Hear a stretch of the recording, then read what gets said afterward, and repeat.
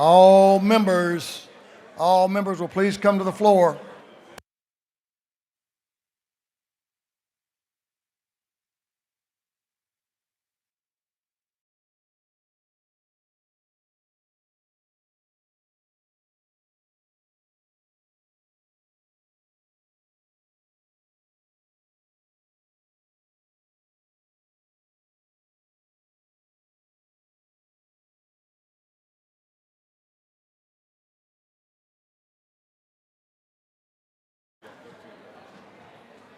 Maya.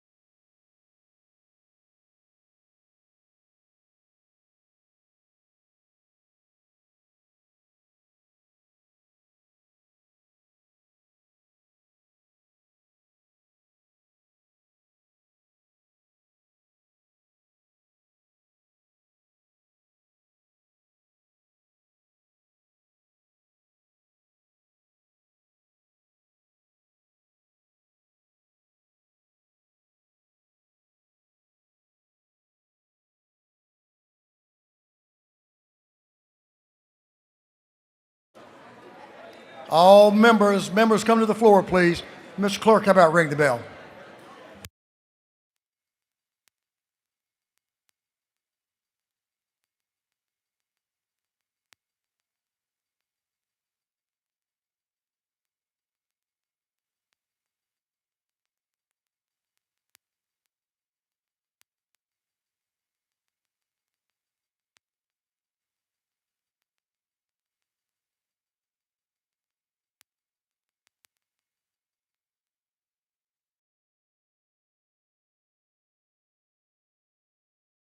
All members, if you'll come to the floor, take your seats.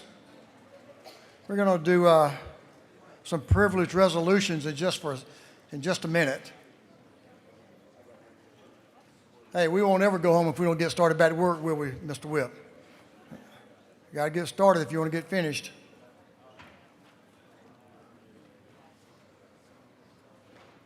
Y'all want to hear what it sounds like up here?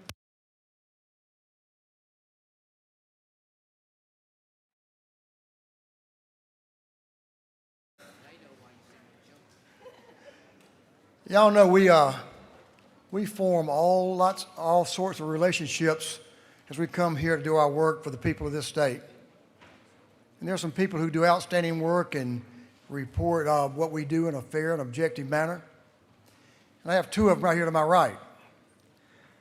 Maya and Michelle have been friends and folks who care about the truth. And I want to thank them. Thank you both. Let's give them a round of applause.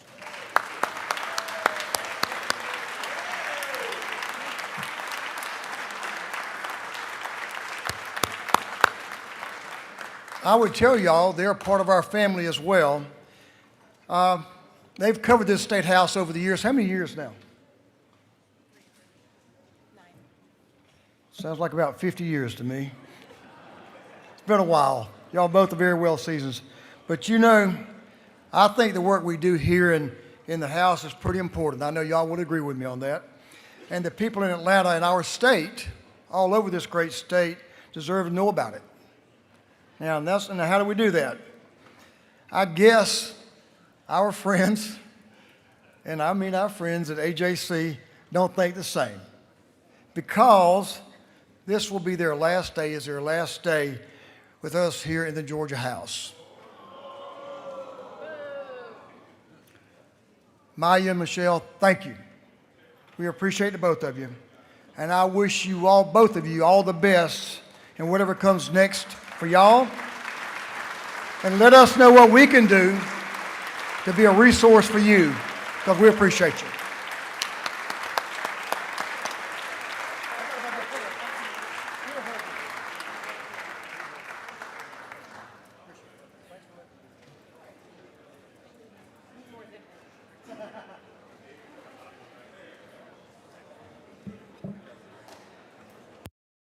Thank you, members.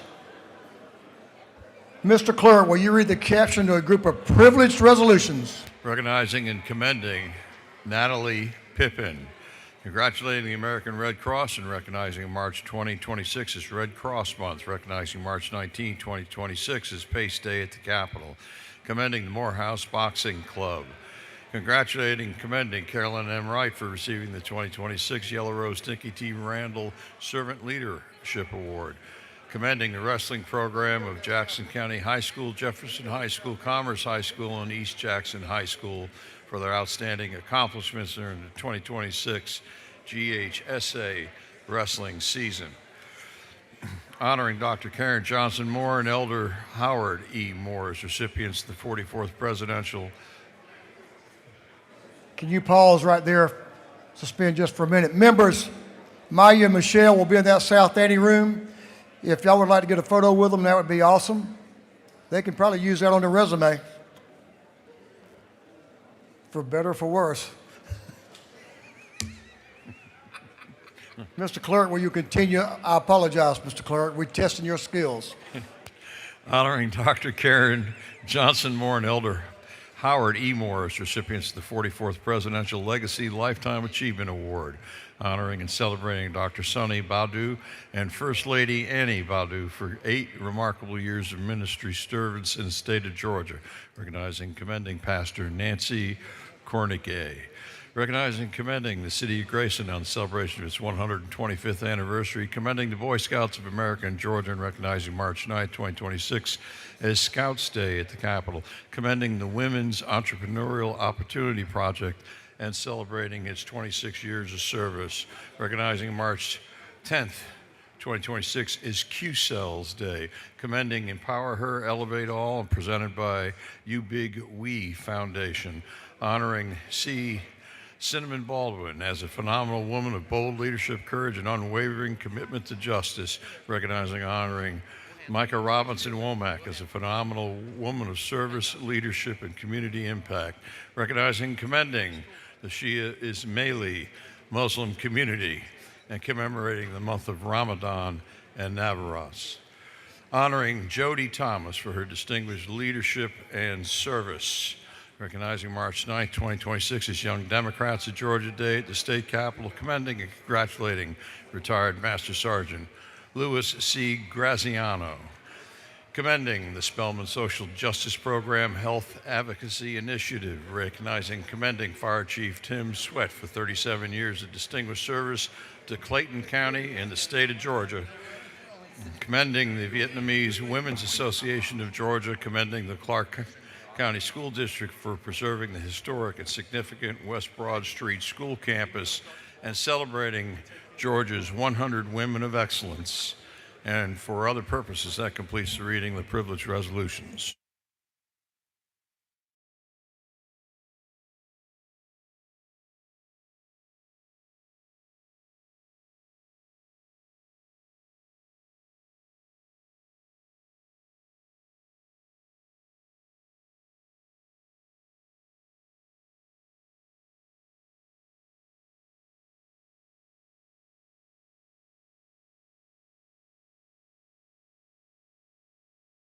Is there any objection to adopting the privileged resolutions?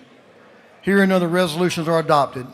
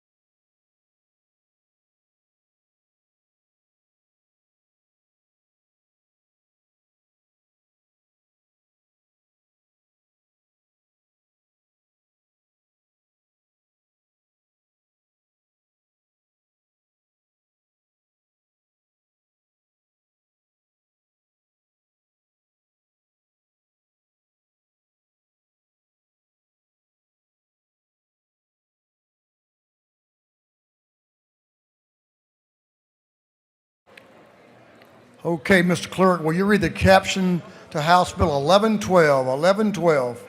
House Bill 1112 by Representative Barrett of the 24th and others to be entitled an act to amend Chapter 1 and Title 10 of the Official Code of Georgia Annotated relating to selling and other trade practices so as to provide for rounding of total price of the sales of goods or services when using legal tender. This bill having been referred to the Committee on Banks and Banking, that committee recommends that this bill do pass by committee substitute.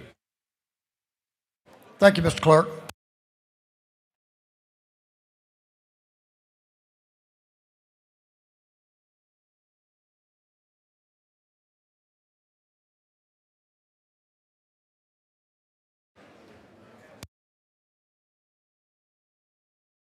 Mr. Whip.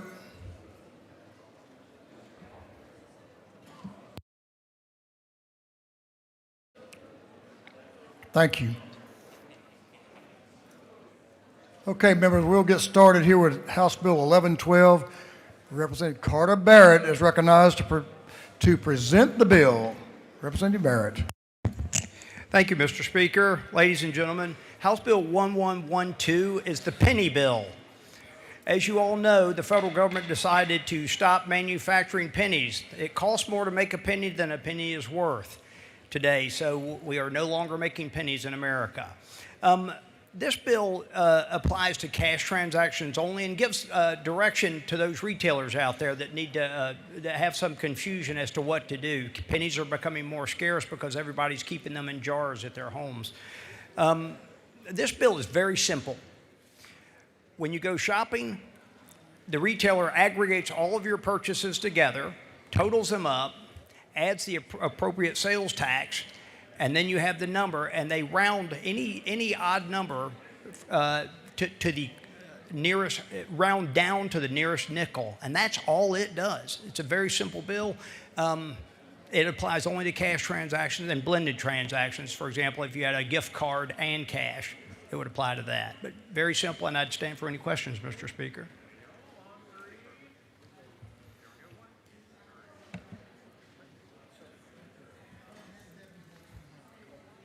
I yield the well.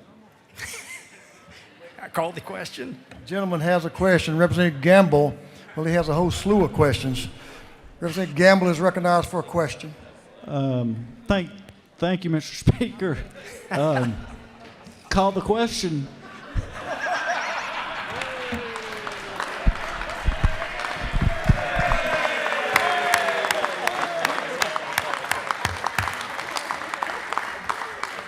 Y'all just think we didn't have that planned. That was planned, was it not? There we go. Representative Wilkerson, to your left in the back. Yes. Thank you. Does the gentleman yield? Yes, Representative. I should have asked this earlier. Does this only apply to cash transactions or all transactions? This only applies to cash transactions and blended transactions. So if you had a gift card and cash, it would apply to that transaction, but that's it, not to electronic transfer. Thank you. Thank you.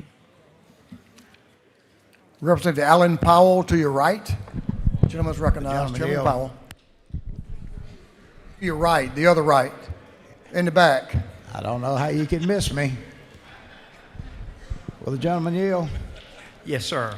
Is it not true that this, all the fun may be poked at it, but this is a very important piece of legislation for all the merchants in this state, because this way they can program their cash registers and all to show a balanced checking on their cash sales. Yes, sir. That is exactly correct. Thank you. With that, Mr. Speaker, Representative Gisler is recognized for a question. Thank you, Mr. Speaker. Does the gentleman yield? yes, sir. So as a retailer myself, I appreciate this bill. I do, because it's getting harder and harder to find pennies, even at the bank. I'm a little concerned about the disconnect between my accounting for my business and the accounting I have to do when I file my sales tax reports. Is it going to create complications for me? Because it says that we don't round, only applies to cash payments. State cannot tax small gains or losses caused by the rounding. Is that going to create an administrative headache for me as a retailer? A man of your towering intellect, I'm sure, can handle that beautifully, Representative. I appreciate the compliment. Thank you, sir. With that, Gentleman Mr. has one more Speaker, question. Representative Bazemore, to your left. Thank you, Mr. Speaker. Does the gentleman yield? Yes, I do. Thank you. Can you tell me, have there been studies done to show how rounding would affect low-income or cash-dependent families over time? The way this bill is written, it will be beneficial to low-income families. The rounding is down, not up. So that'll be actually a benefit to those families. Thank you. Thank you. Gentleman has no further questions. Thank you, Mr. Speaker. I yield the well. You did an excellent job in spite of the heckling, so good job. Is there any objection to the previous question being ordered? Hearing none, the previous question is ordered. Is there any objection to withdrawing the committee substitute? Hearing none, the committee substitute is withdrawn. Is there any objection to adopting the substitute offered by the Committee on Rules? Hearing none, the Rules Committee substitute is adopted. Is there any objection to agreeing to the report of the committee, which was favorable to the passage of the bill? Hearing none, the report of the committee is agreed to. Shall this bill now pass? All in favor of the passage of the bill will vote yes. All those opposed will vote no, and Mr. Clerk will unlock the machine.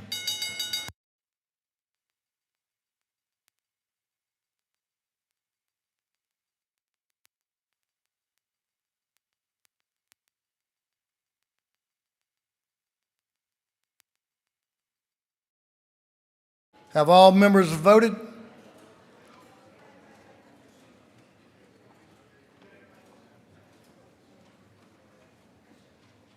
All members voted? If so, Mr. Clerk will lock the machine. On the passage of House Bill 1112, the yeas are 167, the nays are 2. This bill, having received the requisite constitutional majority, is therefore passed. Mr. Clerk, will you read the caption to House Bill 1283? House Bill 1283 by Representative Panich of the 51st and others to be entitled an act to amend Chapter 13 to Title 19 and Chapter 16 of Title 17 of the Official Code of Georgia annotated relating to family violence and discovery, respectively, so as to authorize the creation of family justice centers. This bill having referred to the Committee on Juvenile Justice. That committee recommends that this bill do pass by committee substitute.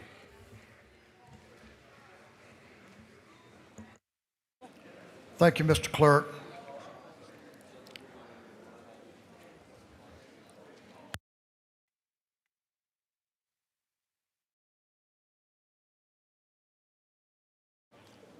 Representative Esther Panich is recognized to present House Bill 1283. The lady is recognized. Thank you, Mr. Speaker. Colleagues, today I rise to present House Bill 1283, the Family Justice Center Act. This is both a victim safety bill and a law enforcement safety bill, and I want to take a moment to tell you why. Let me tell you what's going on in Georgia.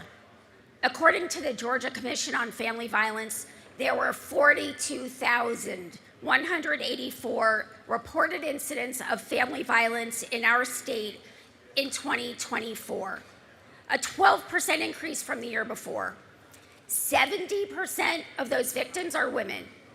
An estimated 129,000 adults and nearly 18,000 children were victims of family violence in Georgia in 2023 alone. And the FBI has named Atlanta one of 14 cities in the country with the highest rate of child trafficking. Abuse strikes all corners of our state. Thank you. It does not discriminate based on age, religion, race, political party, geography, or gender. Whether we are aware of it or not, every one of us knows someone who has been touched by abuse. These are not someone else's constituents, these are ours. They are men and women.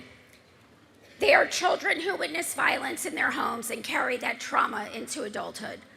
They are sexual assault survivors. They are trafficking victims brought to Georgia from out of state with nowhere else to go. They are seniors who have had to leave their medication behind and have no transportation without relying on their abuser. They are victims who will not leave because they cannot bring their pets safely with them. The national picture is just as alarming. Last month, the FBI released its Domestic Relationships and Violent Crimes Report. Over the last 5 years, law enforcement reported more than 11,000 domestic violence murder victims and 1.1 million victims of domestic violence crimes, other crimes nationwide. 1 in 4 women and 1 in 9 men in this country will experience domestic violence in their lifetime. My first job out of law school was with the domestic violence court in Miami. I have since practiced family law and criminal defense and where they meet together, which is usually domestic violence. And I can tell you what a survivor's experience looks like, having sat across hundreds, if not thousands, of survivors. A woman leaves her home with her children. She flees. She goes to one office to file a police report. She then has to drive across town to file for protective order. She has to go to yet another office to see a victim's advocate, and another one for counseling, and another one for housing. And at every stop, she starts from the beginning. She has to tell her story again. Her kids have to hear her tell her story again. And too often, because she lacks transportation, because she can't miss another day of work, or because she doesn't have childcare, she gives up, she goes home, back to her abuser, and the cycle continues again. I want you to think what it takes for someone to walk through that first door. Think about the courage it requires for a mother to pack her bag in the middle of the night with her children asleep in the back seat, not knowing where she's going, only knowing that she can't stay because she will be killed. She has made the hardest decision of her life, and she has chosen to live. And what we owe her, what our state owes her, is a system that doesn't make her regret that decision. Family justice centers change that equation. They bring law enforcement, prosecutors, victims advocates, social services, counseling, legal aid, and community organizations together under one roof, one location, one intake. The survivor tells her story, and help comes to her. She does not have to be brave 6 times. She has to be brave once. And this is not theoretical. It is happening in Georgia. Waycross, Macon, and Cobb are already providing what family justice centers can mean for our state. In Waycross, the Family Justice Center serves 6 counties: Bacon, Brantley, Charlton, Coffee, Pierce, and Ware, bringing life-saving services to victims who often have nowhere else to turn. In Macon, the center will primarily serve Macon-Bibb and is preparing to assist victims from 7 other counties, including Bibb: Crawford, Houston, Monroe, Peach, Jones, and Twiggs. Cobb County is holding down the fort for their almost 800,000 residents. These communities are not just serving victims, they are strengthening entire regions. This bill ensures that what is already working in Waycross, Macon, and Cobb is protected, expanded, and replicated across Georgia. The results from around the country confirm what we are seeing here. In San Diego, where the first Family Justice Center opened, domestic violence homicides dropped by 90%. 9-0. In Brooklyn, New York, intimate partner homicides fell 43%. Guilford County, North Carolina has reported consistent reductions. This model works. And this is a law enforcement safety bill. Domestic violence incidents represent the highest number of fatal calls for police officers.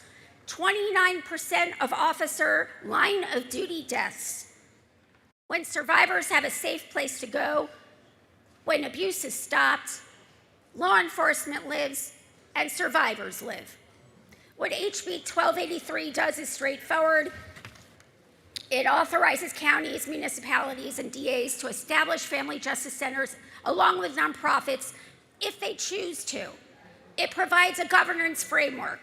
It positions the Criminal Justice Coordinating Council to administer funding. It protects victim confidentiality. And it ensures that co-locating services does not create unintended discovery obligations that could chill participation by service providers. Now that I've told you what it does, let me tell you what it does not do. It is not a mandate. It does not create a new state agency. It does not impose unfunded mandates on local governments. It gives the communities that want to do better for survivors the legal framework to do it. We have the opportunity today to set Georgia on a path to not only help those who are victimized, but to lead the nation in a model with trauma-informed practices for our citizens, partnerships with dedicated nonprofits, and protections for our brave first responders. Somewhere in Georgia tonight, someone will make the decision to leave. She will find the courage to choose her life and the lives of her children over everything she has known. The question before this body is simple. When she walks through that door, will we be ready for her? I ask for your favorable vote on this measure. Will the gentlelady yield for a question? As long as my voice is still here, yes. Take a sip of water.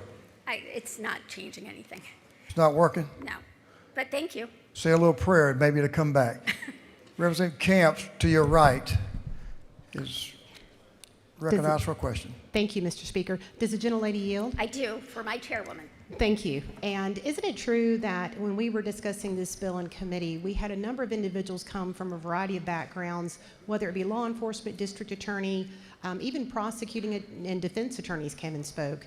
And wasn't it resounding that this was a benefit to a community and to individual survivors? Yes, thank you for the question. We had an hour and a half of testimony. Thank you. You want to take one more from Representative Holland to your right? Sure.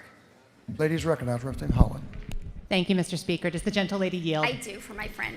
So theoretically, family justice centers are a great way to serve not just survivors of domestic violence, but child abuse and sexual assault as well. Yes.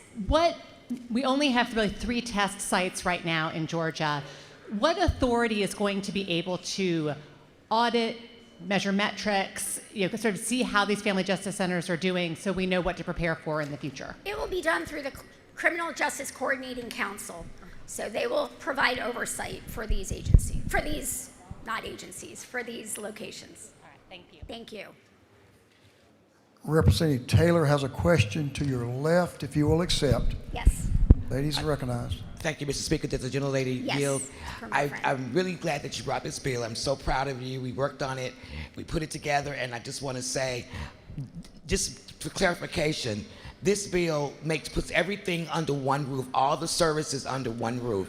And you've also discussed creating a team that would go throughout the state to help implement these particular programs. Yes, and I know the teams are listening to me. They're watching this, and yes, they will go throughout the state to talk about the wonders of the family justice centers as they have been doing, trying to get this bill through. Thank you for this bill. Thank you so much.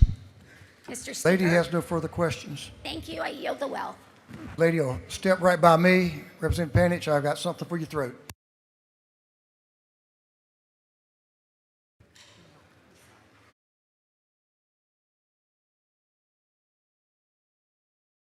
Is there any objection to the previous question being ordered? Hearing none, the previous question is ordered. Is there any objection to adopting the committee's substitute? Hearing none, the committee's substitute is adopted. Is there any objection to agreeing to the report of the committee was favorable to the passage of the bill? Hearing none, the report of the committee is agreed to.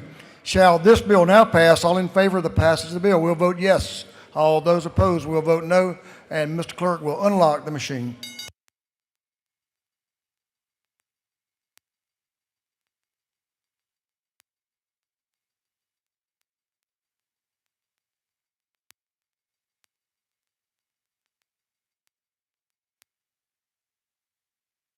Have all members voted?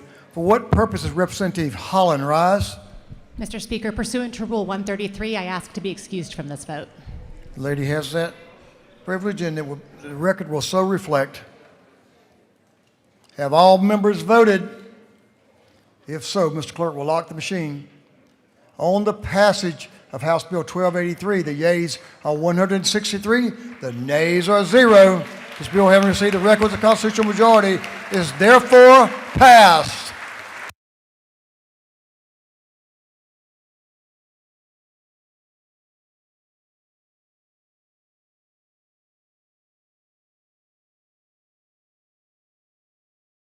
Mr. Clerk, will you read the caption to House Bill 547? House Bill 547 by Representative Cannon in the 172nd and others to be entitled an act to amend Code Section 48.5.7.4 of the Official Code of Georgia annotated relating to preferential assessment for bona fide conservation use property and bona fide residential transitional property so as to permit the combination of multiple covenants of a single owner into a single new 10-year covenant. This bill having been referred to the Committee on Ways and Means, that committee recommends that this bill do pass by committee substitute. Representative Chaz Cannon is recognized to present the bill. Thank you, Mr. Speaker. Good afternoon, colleagues. I have House Bill 547 for you this afternoon, and I'm sure most of y'all are happy you haven't heard the word CUVA from up here this year. You just heard it. This is a Conservation Use Valuation Assessment Bill. It's been on purpose. We've had multiple bills in the past. We tried to put this under all these in one bill this year. We've got 3 very, very minor changes we're proposing this year, and all of them are dedicated to the idea of reinforcing the idea of conservation and keeping land in agricultural production. Quick summary, in Section 1, we are just adding to the CUVA statute language that mirrors the same language in the FLIPA statute. FLIPA stands for Forest Land Protection Act as it relates to carbon credits for timber. We think that language already exists, but we're just clarifying it. In Section 2, this has been an issue for a while. If you have multiple CUVA parcels at the local level, they're all on different 10-year timelines. What we're doing is allowing the oldest timeline to mirror the other timeline so that they're all on a single timeline for all parcels. That way the local assessor's office can track it more easily and the landowner can track it more easily. So it's less bureaucratic, easier for both sides to manage. So that's been a recommendation for a while, just making that fix this year. And then the final thing in Section 2, we give a little bit of a grace period between a conversion from a CUVA parcel to a FLIPA parcel. Conversion is already allowed by the law, but this just gives a little bit of time to make sure we get the proper paperwork submitted to the assessor's office to keep the land in conservation. So the goal here is to prevent someone whose intent is to keep land in conservation from having to pay a penalty before they get a chance to file the paperwork to put it in conservation. So just clarifies that a little bit. Very straightforward bill, very important topic for our ag and forestry industry. Mr. Speaker, that's the summary, and I'll take any questions. Representative Karen Lupton to your left is recognized for a question. Thank you. Does the gentleman yield? I yield. My question is, do these parcels that one person might own have to be next to each other, or can they own conservation parcels Anywhere in the county. state? Anywhere in the county. Oh, anywhere in just a county? That's correct. Okay. This is Thank county you. administrator, yes, sir. Thank you. That's my question. Representative Flanoy waves. The gentleman has no further questions. I yield the will. Is there any objection to the previous question being ordered? Hearing none, the previous question is ordered. Is there any objection to adopting the committee's substitute? Hearing none, the committee's substitute is adopted. Is there any objection to agreeing to the report of the committee, which was favorable to the passage of the bill? Hearing none, the report of the committee is agreed to. Shall this bill now pass? All in favor of passage of the bill will vote yes. Those opposed will vote no. And Mr. Clerk will unlock the machine.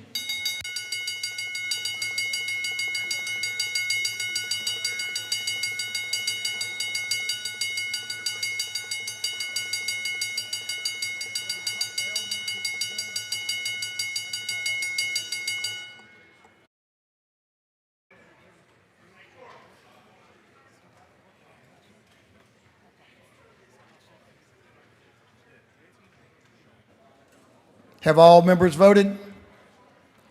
All members voted. If so, Mr. Clerk will lock the machine. On the passage of House Bill 547, the yeas are 169, The nays are 2. This bill, having received the requisite constitutional majority, is therefore passed. Mr. Clerk, will you read the caption of House Bill 275?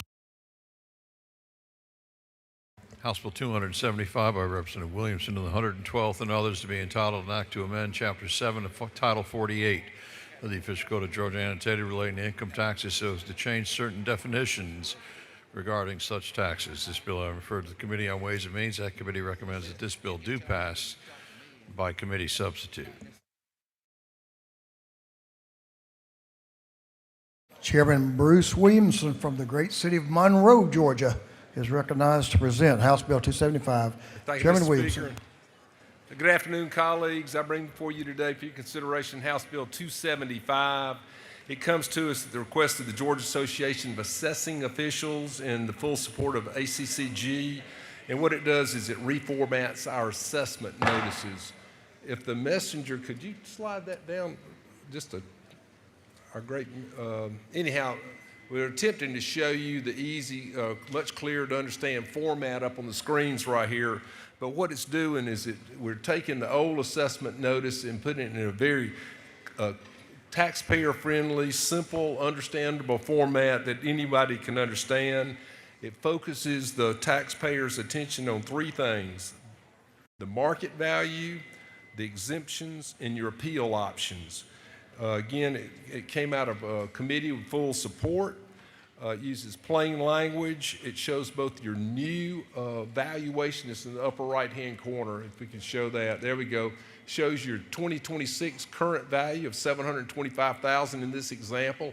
It clearly shows you your previous year's value. So we're not using that 40% math, algebra to try to figure out what's going on with your tax bills. It does not touch anything to do with the taxpayer's Bill of Rights. And again, be happy to answer any questions. And having none, I'll be happy to yield the well. You have done. You did a great job. Thank you. I yield the well. Yeah, they used to be in calculus, but that looks a little better right there. That was in math. Appreciate you bringing the bill. Is there any objection to the previous question being ordered? The chair hears none. The previous question is ordered. Is there any objection to adopting the committee substitute? Hearing none, the committee substitute is adopted. Is there any objection to agreeing to the report of the committee, which was favorable to the passage of the bill? Hearing none, the report of the committee is agreed to. Shall this bill now pass? All in favor of the passage of the bill will vote yes. All those opposed will vote no. And Mr. Clerk will unlock the machines.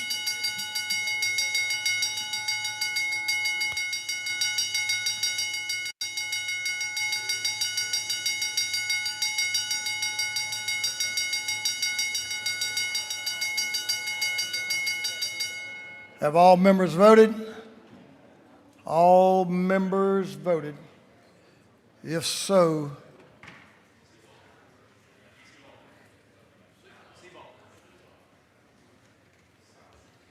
Mr. Clerk will lock the machine on the passage of House Bill 275. The yeas are 169, the nays are 0. This bill, having received the requisite constitutional majority, is therefore passed. Mr. Clerk, will you read the caption to House Bill 874? House Bill 874 by Representative Huddleston of the 72nd and others, to be entitled an act to amend Article 1 of Chapter 5 of Title 48 of the Official Code of Georgia annotated relating to general provisions relative to ad valorem taxation of property so as to prohibit the disclosure of taxpayer telephone numbers and property tax records sold. This bill I refer to the Committee on Ways and Means. That committee recommends that this bill do pass by Rules Committee substitute. Representative David Huddleston is recognized to present the bill, sir. Thank you, Mr. Speaker. Colleagues, I bring before you today House Bill 874. This is known as the Georgia Taxpayers Privacy Protection Act. This piece of legislation aims at enhancing taxpayer privacy and property tax records. This bill would prohibit the disclosure of taxpayers' telephone numbers when property tax records are sold, transferred, or shared to third parties. The intent of this piece of legislation is to protect personal contact information from being publicly exposed or misused while still allowing government agencies to use the data internally for tax administrations. That's the bill, Mr. Speaker, and I'll stand for any questions. The gentleman has a couple of questions. Representative Sanchez, to your right, is recognized for a question. Thank you, Mr. Speaker. Does the gentleman yield? Yes, sir. Thank you. I I think taxpayer privacy is very important, but it seems like the fine is up to $5,000 and it's treated as a deceptive or unfair act under the Fair Business Practices Act. Does it seem a little over punitive? Or basically, thank you for the question. Basically, I work with the Attorney General's office, and basically what that does, the key words in there is recklessly and knowingly discloses, and basically this leaves the discretion up to the Attorney General's office by using, like I said, the Fair Business Practice Act. Okay, got it. Do you further yield? Yes, sir. Is there a reason that this act is not in under the Open Records Act section of the code section? It is outside of it? I think basically, like I said, within that, like I said, basically it is public records, but basically if the information is sold to third parties, basically the ultimate thing is to give you protection of all the fraudulent phone calls, scams, and things that we see that's related to seniors, and I think we receive those each and every day. So like I said, I'm looking out for your personal protection as everybody else's. So thank you. With that, Mr. Speaker, I yield the well. Thank you. Gentleman has yielded the well. Is there any objection to the previous question being ordered? Hearing none, the previous question is ordered. Is there any objection to withdrawing the committee substitute? Hearing none, the committee substitute is withdrawn. Is there any objection to adopting the substitute offered by the Committee on Rules? Hearing none, the Rules Committee substitute is adopted. Is there any objection to agreeing to the report of the committee, which was favorable to the passage of the bill? Hearing none, the report of the committee is agreed to. Shall this bill now pass? All in favor of the passage of the bill will vote yes. All those opposed will vote no, and Mr. Clerk will unlock the machine.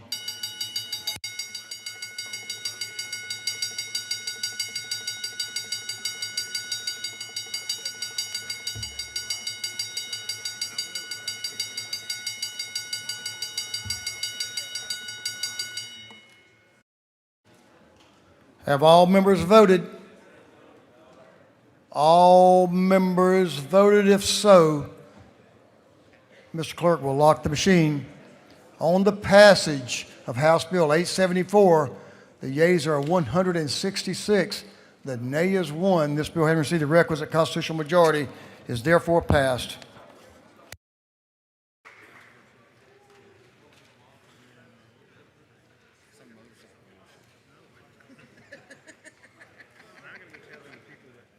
Mr. Clerk, will you read the caption to House Bill 1261?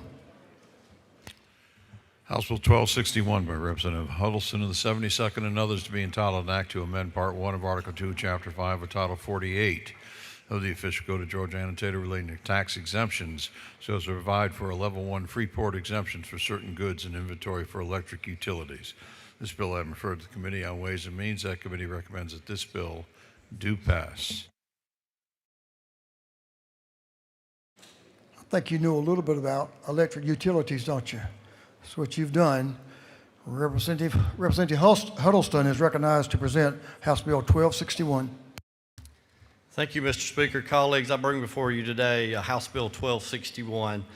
This piece of legislation proposes an amendment to Georgia Tax Code to create a Level 1 Freeport exemption for certain goods held in inventory by electric utilities.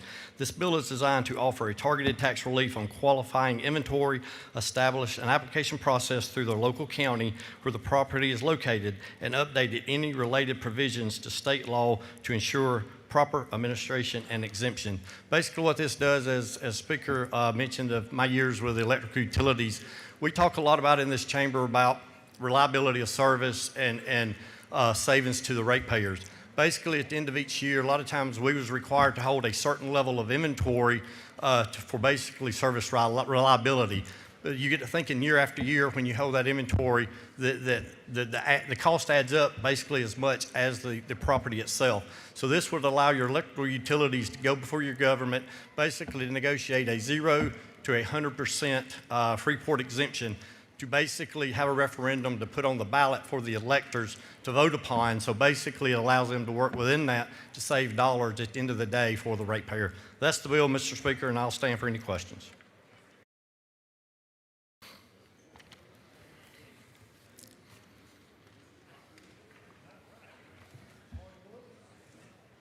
You have a couple of questions. Representative Martin, to your right. Gentleman, yield for a question. Yes, sir. Just wondering, is this is the second of the Huddleston legislative package? How many more do we have today? I believe this is it, sir. So I'm ready to work on it and keep on. Now, a serious question, if the Yes, gentleman sir. would yield. Yes, So sir. there's removing these costs from the utilities will allow them to keep the prices down, as the gentleman stated in his presentation today and before committee. Isn't that correct? It'll save folks on their utility bills. That is correct. Thanks, sir. Representative Huddleston, when he has a need to know, we'll let him know, won't we? What you going to be doing here. Representative Flanoy, to your left. Gentleman's recognized. Thank you, Mr. Speaker. Will the gentleman yield? Yes, sir. So just for clarification, you mentioned that with Freeport, as long as everything is in the inventory, they are exempted. But once they begin to use those things out of inventory, they will be properly taxed, correct? That is correct. Basically, what they'll do is they'll get with their local county, because a lot of times when on your materials, you have 368 and 154 type of materials, so that would be negotiated with those special type of equipment used within distribution of the electricity. But once it actually comes out of inventory and actually used on the line, then they actually pay a ad valorem tax on the infrastructure within each county. Okay. Thank you for that. Thank you. Representative Bazemore. Thank you, Mr. Speaker. Does the gentleman yield? Yes, ma'am. Thank you. Are there examples where inventory shortages delay repairs? Basically, in my days, that was one of the positions I held, was procurement and materials management. So basically, like I said, within that, a lot of times those inventories, you talk about transformers, special items like that, could be anywhere from 30 to 50 weeks out. So basically, I had to have a certain level of inventory within the premises there for the reliability of service because of those lead times. So basically, sometimes within those special transformers, we may have to keep that one piece of unit that's special to a company for years and years, but we are required to carry it. Thank you. Thank you. With that, Mr. Speaker, like I said, I appreciate all y'all's questions, and I yield the well, sir. Gentleman had a couple more. I'll try to answer them. Is the gentleman's yielded the well? We do have a minority, and a member opposed on the House bill. That's Representative Drenner. The lady's recognized. Thank you, Mr. Speaker. I rise in opposition to House Bill 1261. This bill expands Freeport exemption to include inventory held by electric utilities that will later be incorporated into generation, transmission, or distribution infrastructure. Members, Freeport was created to help Georgia compete for mobile inventory, goods that move through warehouses and manufacturing facilities and could be stored in another state if we tax them. Electric infrastructure is different. The equipment covered in this bill, transformers, transmission components, and substation equipment, is not moving through Georgia.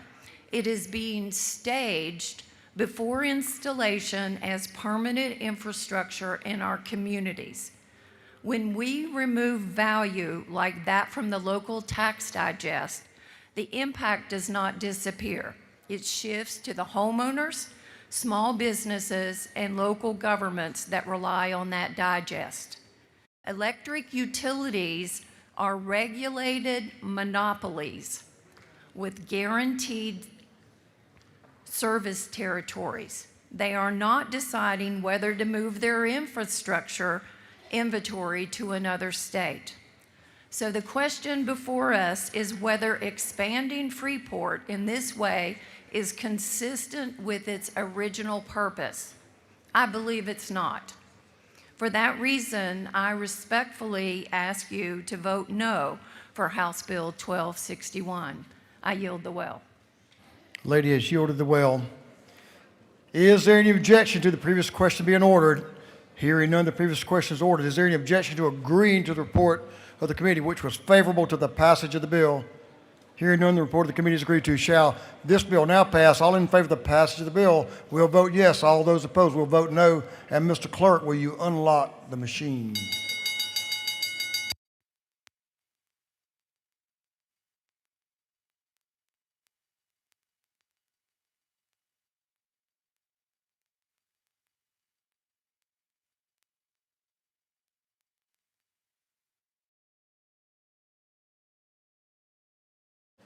Have all members voted?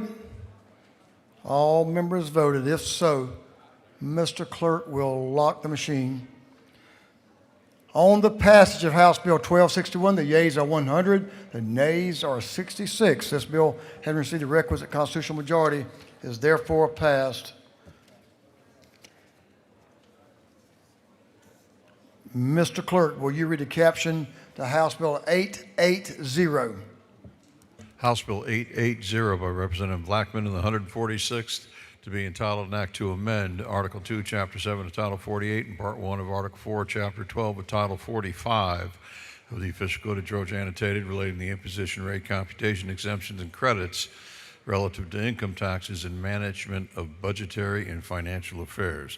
This bill having referred to the Committee on Ways and Means, that committee recommends that this bill do pass by committee substitute. We will have the author to present the bill, and then we do have some folks that are opposed to the bill, and we have a minority report. Chairman Blackman is recognized to speak to the bill. Thank you, Mr. Speaker. Fellow members, bring before you House Bill 880, which does a few things in tandem. It raises the standard deduction by 50% along with the dependent deduction by 50%. It lowers the rate of income tax down 20%, all in 1/10 increments based on certain benchmarks that have been in code. And it also raises the senior exemption from $65,000 to $75,000 at age 65. And then it raises the revenue shortfall reserve fund percentage up from 15% to 20%. So at the end of full phase-in, a family of 4 would then pay 0 income tax on their first $48,000 of income. It's a measured approach, it's reasonable, and if the benchmarks are all met, then more dollars can be returned to the taxpayer. Mr. Speaker, happy to stand for questions. Gentlemen, he does have a question. We have some speakers. Representative Park Cannon to your left. Thank you, Mr. Speaker. Do you yield? Yes, I do. So how much does the average taxpayer under this bill save in comparison to a high income earner? Well, I think I wouldn't know what numbers those are. I will tell you that I have some sheets here that I can tell you at one dependent $1 a year. So once again, that's a 55% decrease at 60, and then it drops down to about 36% decrease for 100,000. Okay, so I'm looking at, like, say, the third 20% of people. We see that as about $384 as the median. Do you really think this bill gives the least to the people who need it the most? Well, I think with the fact that we are raising the standard deduction and the dependent deduction both by 50% and the rate rolls down by 20%, I think it does an adequate job across all income levels, and everybody that pays income tax will see savings. Those at the bottom end, you will have a number of those that no longer pay any income tax at all, so it takes a number of individuals off the income tax rolls. Again, you see a $12,000 standard deduction moving to $18,000 over time, and the dependent deduction moving from $4,000 to $6,000. Thank you. Do you further yield? Yes. Thank you. Last question. So why is it necessary to raise the reserve cap from 15% to 50%, which is far higher than most states do? It's 15% to 20% is the way LC 590364S would be the correct LC number, and it raises it to 20%, and that's based on what we were asked to do by appropriations, and I think it's probably wise to keep some added reserves on hand. Leader Hughley is recognized for a question. Thank you, Mr. Speaker. Does the gentleman yield? Yes, I do. Would you tell us how much money we can anticipate losing in revenues? And I know you see it as returning it back to the citizens, but in terms of the impact on the budget, what do you anticipate that it will be on an annual basis, or at least the first year? Well, the three benchmarks that are listed in the bill that would rotate are the governor's revenue estimate for the succeeding fiscal year is not at least 3% above the governor's revenue estimate. The prior year's fiscal net revenue collection was not higher than each of the preceding 3 fiscal years, and then the revenue shortfall reserve does not contain a sum that exceeds the amount of the decrease. So you have those 3 benchmarks, and so again, that kicks it back a year every year that we don't have that. But as far as the per year roll down, it is give or take around $600 million. So 600 return to the million taxpayers. is what you anticipate for the first year? Well, it wouldn't be the first year, because in the first year the budget is cut kind of in proportion, so it would be a 5-month budget. So, you know, you can prorate that down to a little less than half. So how do you anticipate that we will be able to address the rising cost of providing the essential services to the people of Georgia under this scenario? Well, again, I think the benchmarks ensure that the revenue is there before we, before these triggers are met before the roll down in rate or the increases in standard deduction. But again, you know, people can afford more when they have more of their hard-earned dollars in their pockets. Does the gentleman further yield? I do. Isn't it true that I hope that you understand that based on our previous dismissal of benchmarks and triggers that we put in past bills, that some may be a little bit skeptical of that? Isn't that true? I'm sure the lady is speaking from the heart. Thank you. Gentleman, yield for another question or two? I will yield for Representative another. Rice, to your left, this left.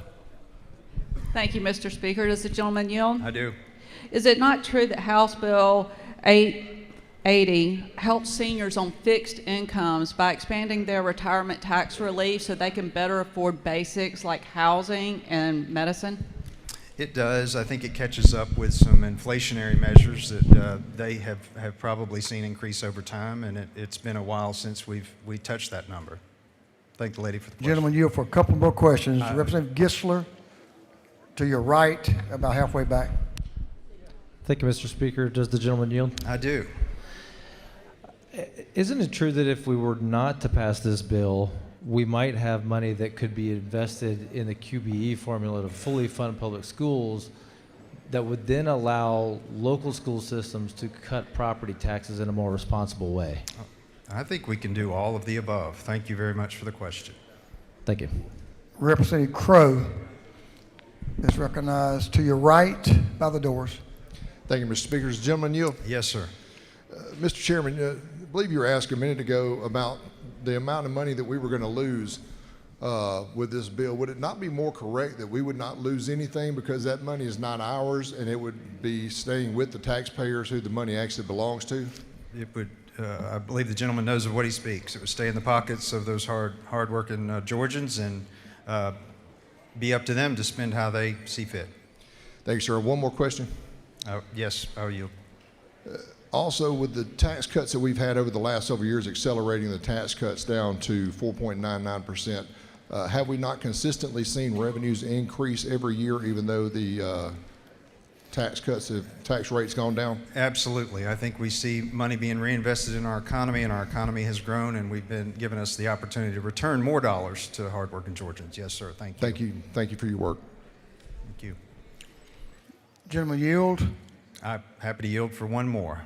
Okay, Representative Vance Smith, to my right, your right. Thank you, Mr. Speaker. Gentleman, yield? Yes, sir. Isn't it true that I've seen our budget increase from 1993, it was about 7.7 billion, and this year we're about 43 billion. Anytime we can give money back to our taxpayers, as stated by Representative Crowe, that is the taxpayers' money. We just need to learn to be more efficient with that money.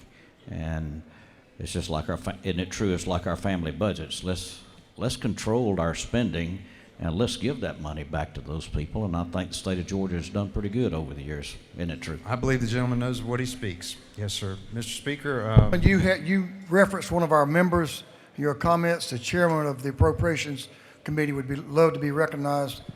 That's up to you. I'd be more than happy to yield to the chairman. Chairman's recognized. Thank you, Mr. Speaker. Does the gentleman yield? Yes, sir. Is it true that you and I spent several hours over the last months talking and considering different approaches to this legislation? Yes, sir. The gentleman speaks. And is it true that over, I think, the last 6 or 7 years, we have fully funded quality-based education? I believe that is accurate. And I think if those in this room would look at the thresholds that have to be met, we would still be in the great shape we're in now if this bill passes.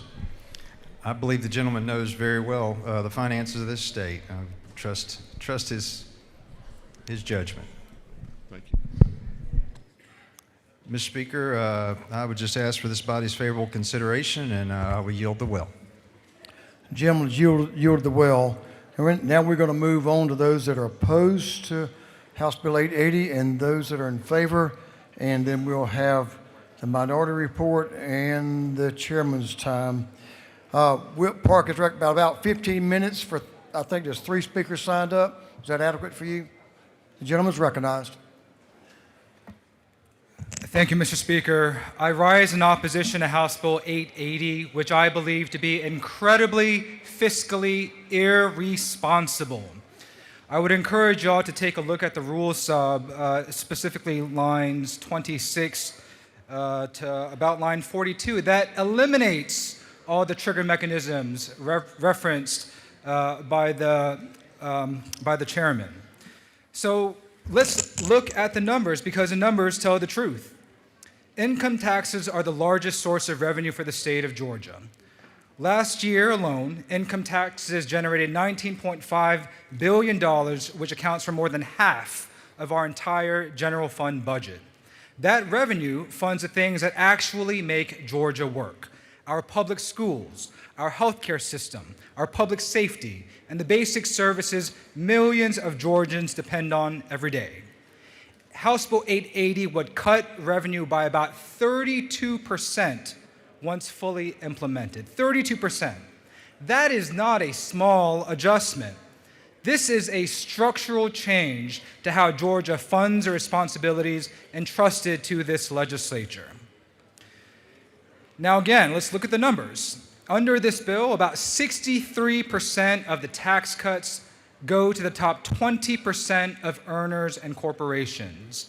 Meanwhile, the top 1% of Georgians, those earning more than $836,000 a year, would receive an average tax break of roughly $18,500 a year.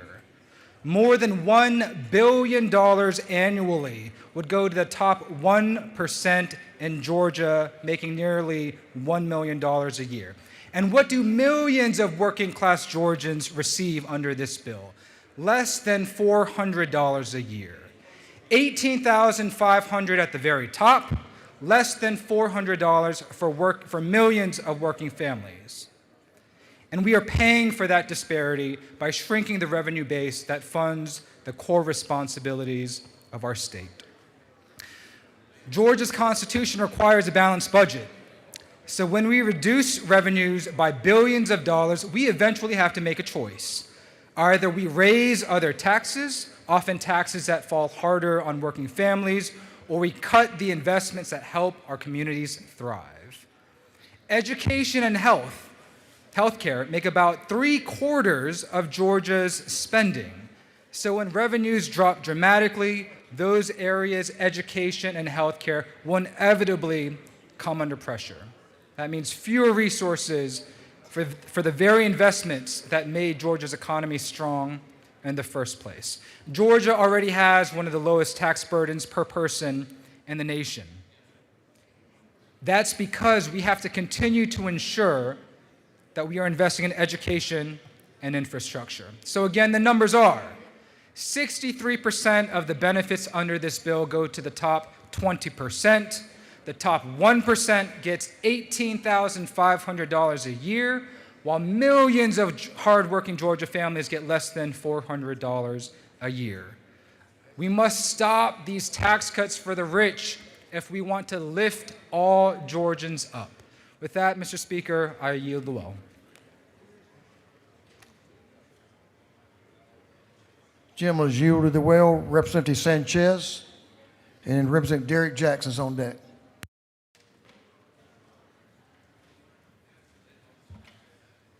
Thank you, Mr. Speaker.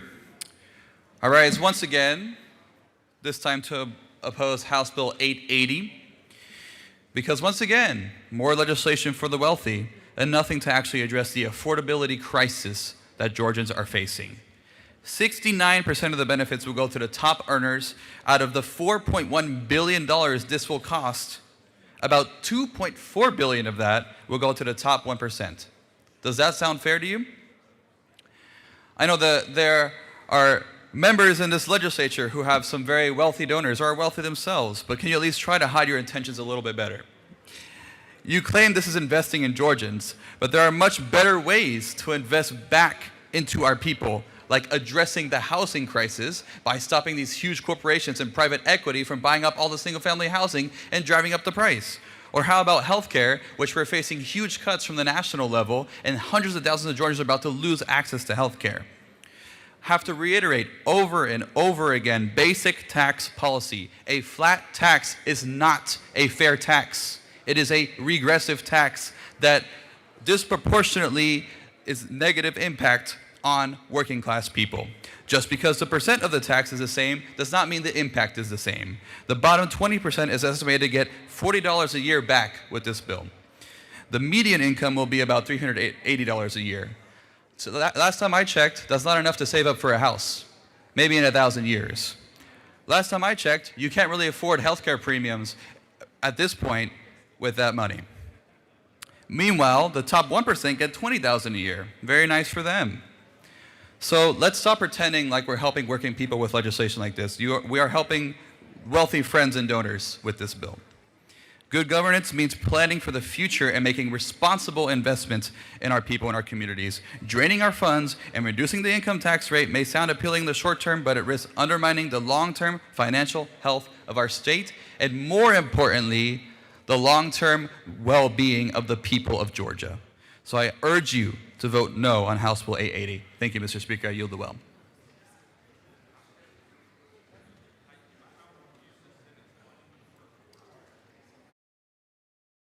Representative Derek Jackson. Gentleman is recognized. Thank you, Mr. Speaker. Now, I've been told when I come up to this well, I scream a lot. I yell. Thank you, Mr. Speaker. I appreciate that. Because I love using my United States Navy commander voice. But here we are again. We are told that House Bill 880 is about growth. We are told it's about opportunity. We are told that it's about affordability. But I ask the questions, my dear colleagues. Opportunity for whom? Affordability of what?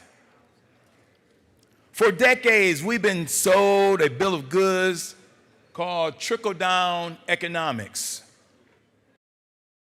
That's what we heard the author talk about, trickle-down economics.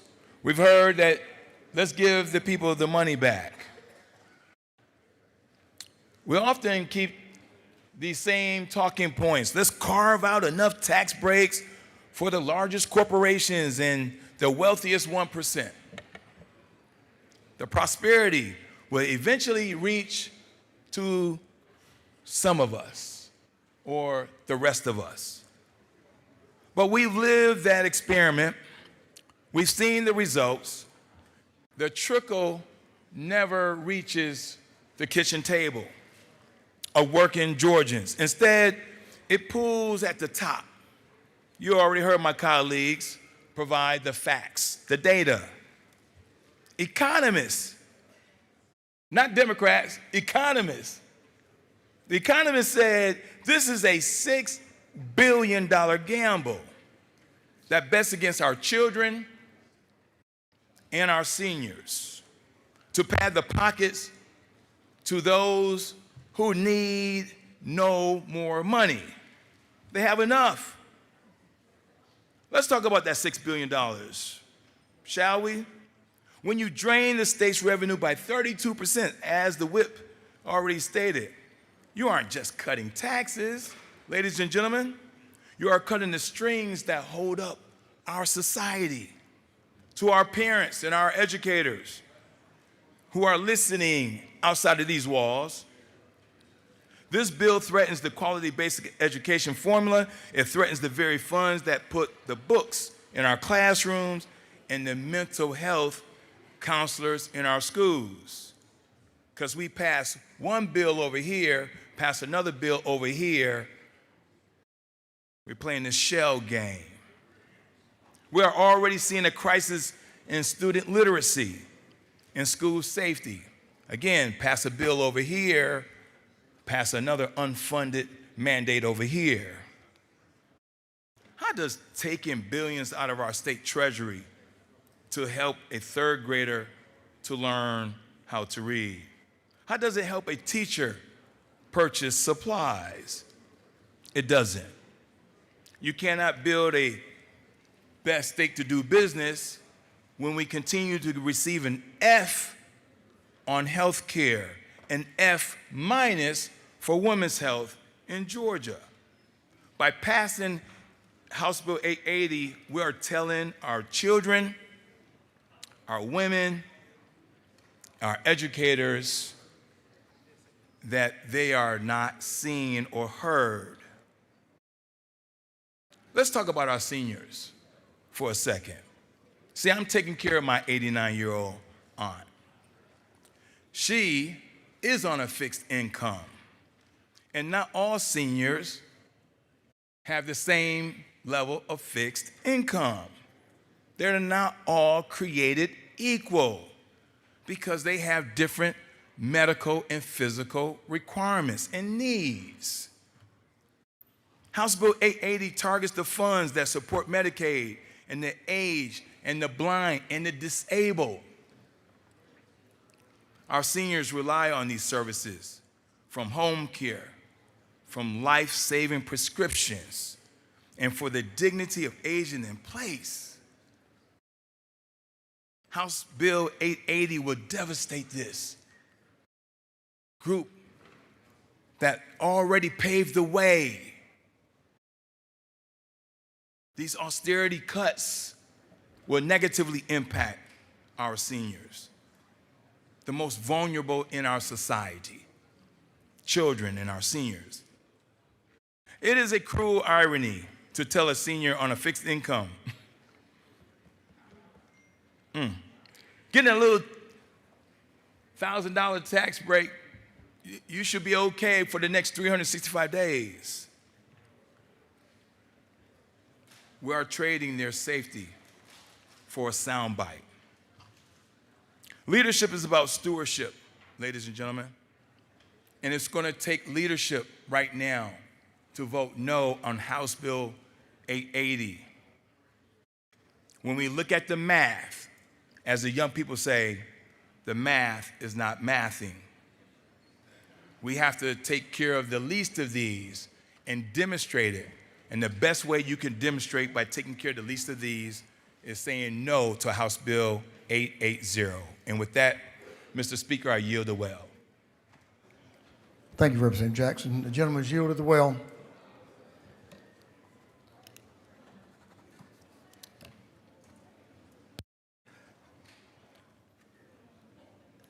Chairman, we'll move on to those speaking in favor. Chairman Martin.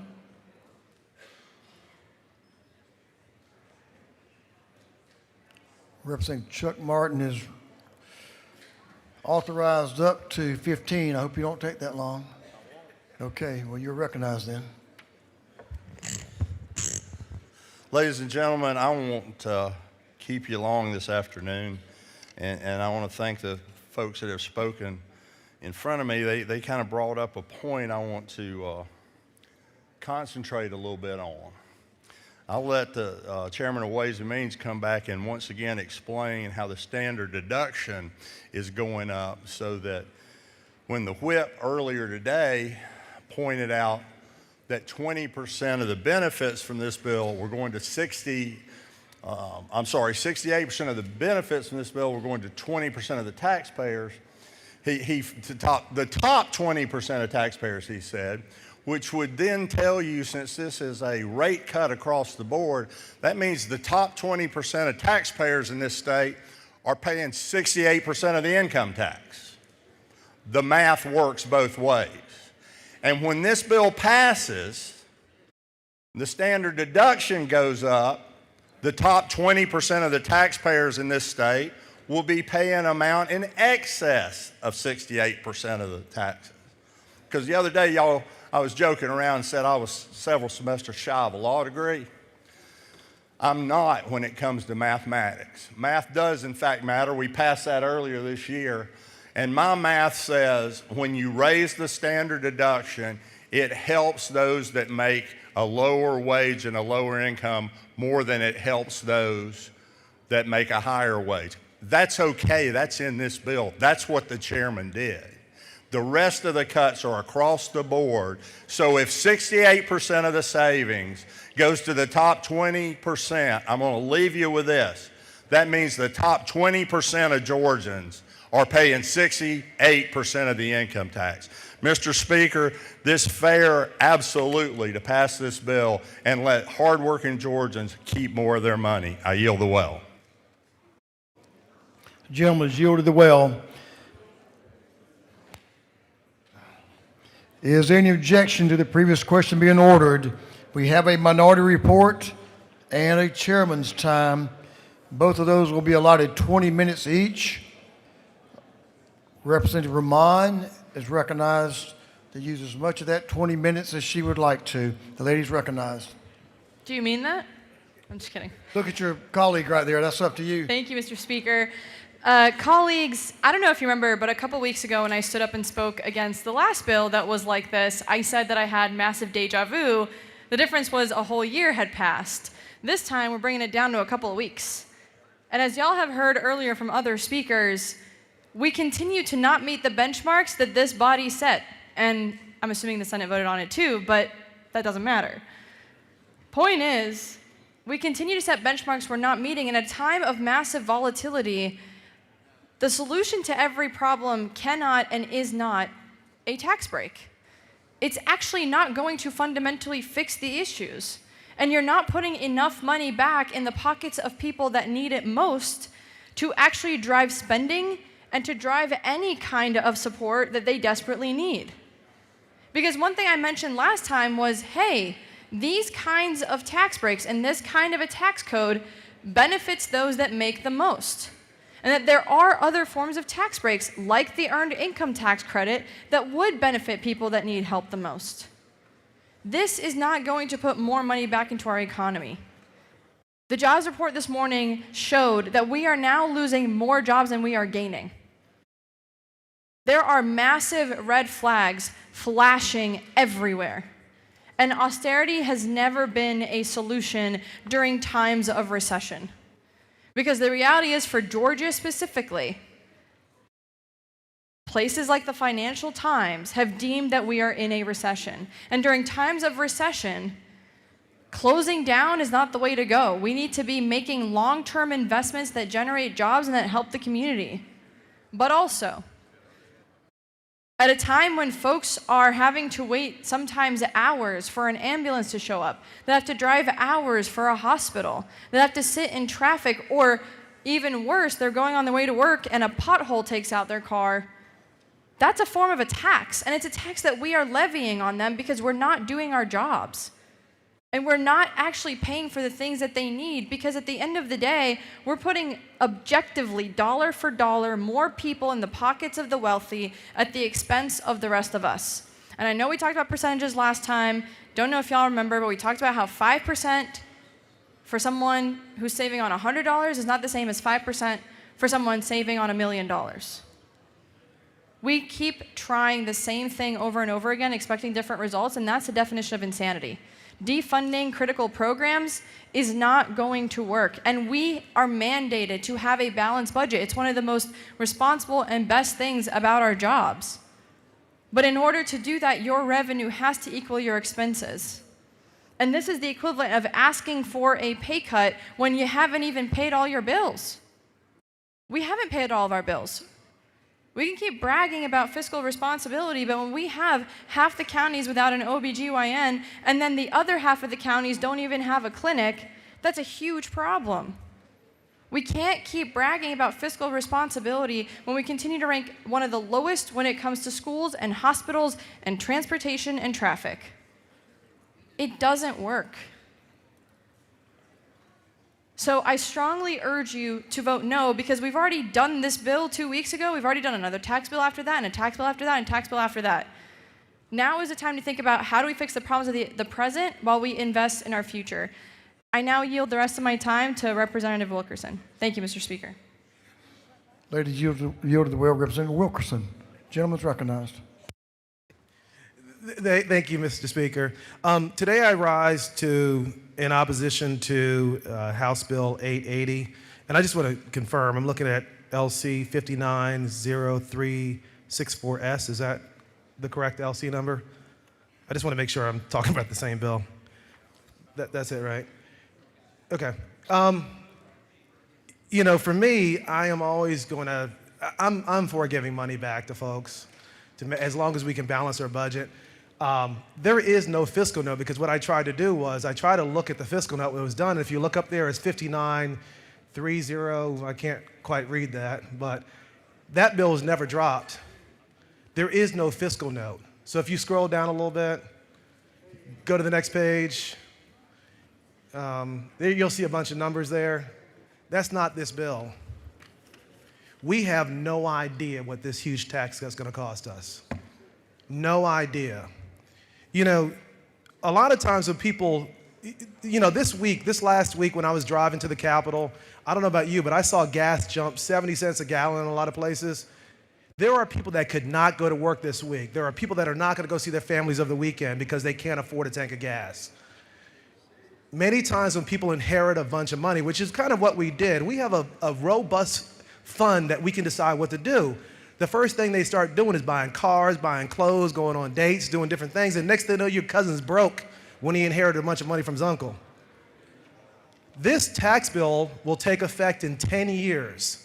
It is slowly getting to 10 years. Many of us will not be here. Some of us will be. But what we're doing is we're spending the money now that we may get back in 10 years.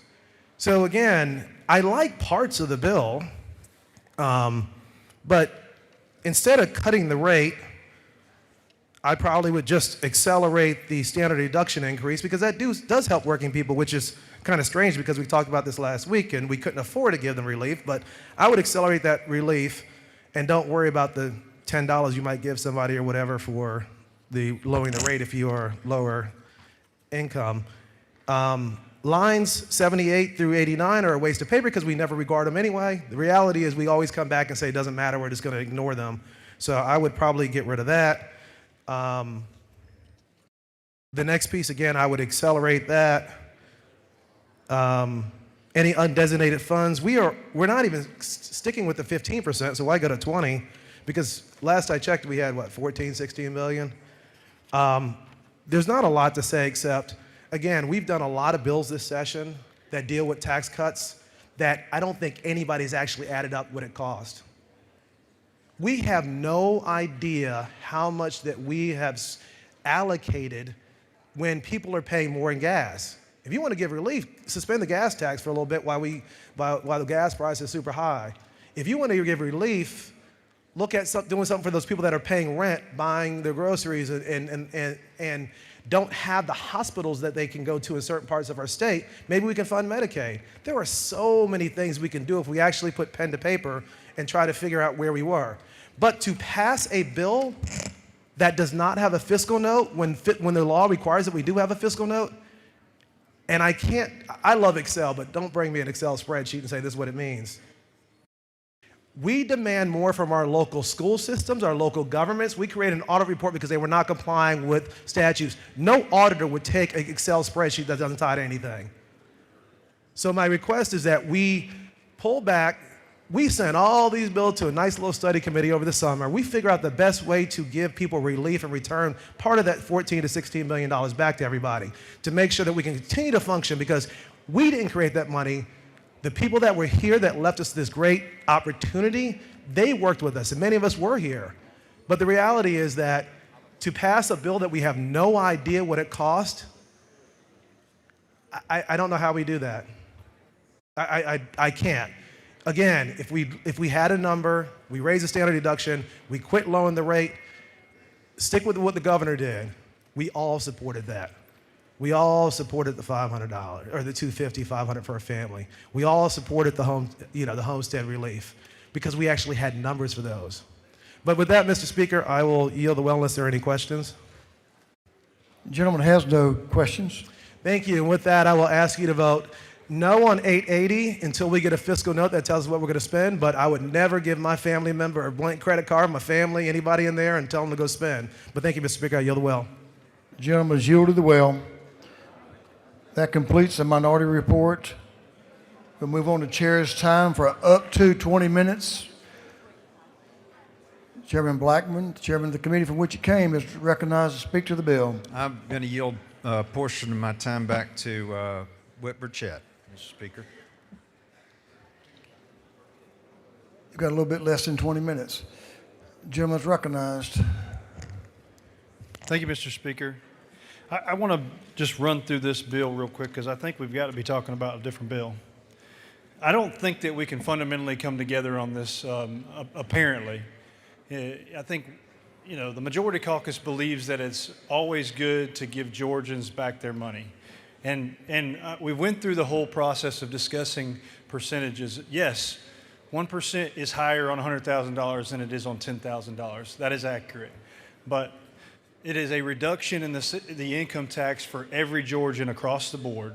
We already got that established. I don't think that there's any convincing that I can do to get the minority party to come our way. But what I don't understand in this is that we're increasing the standard deductions for a dependent from $4,000 to $6,000. And then for a married filing joint, we're going from $24,000 to $36,000. So a family of four, 2 parents, 2 kids, the first roughly $50,000 of their income will have no taxes on it. 0 taxes. We're giving them a deduction so they do not pay any taxes for the first $48,000 of their income. I don't understand how anybody doesn't like that policy. We're not taxing them for the first roughly $50,000 of their salary. And Mr. Speaker, I'm not going to belabor the point, but we're also extending to our retirees a higher deduction for their income. Now, we're in an affordability crisis, right? And so we've got folks that are going to be paying less taxes, both with their income tax, plus they're going to be paying less taxes with their standard deductions. I, for one, believe that we, this entire body, need to take note that our folks need some relief. This is the relief. We're not underfunding schools. We've fully funded QBE for 7 years in a row. I don't understand where these arguments are come from. I would ask you and implore you, the folks in the minority and the majority, to support the bill. This is a tax deduction, a tax reduction for income tax, and it is an affordability issue for every Georgian in this state, particularly those that make $50,000. Mr. Speaker, with that, I'll yield back to the chairman. Gentleman's yielded back to the chairman for whatever part you have, up to 17 minutes. I'll be quick, Mr. Speaker. I think that Minority Whip would acknowledge that the triggers, just because I think it was mentioned that they were removed, they are reinserted on lines 82 through 89 and referenced at each of the different parts for the 1/10 roll down. Those benchmarks and triggers are included in the bill.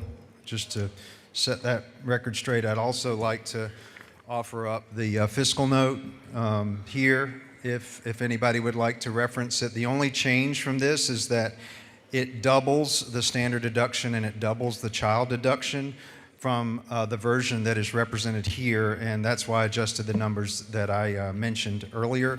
Again, I think as the whip has stated and others have stated, we and the chairman of appropriations, we fully funded QBE, we meet our constitutional obligations, we have raised our teachers' pay and law enforcement many times over in the last decade.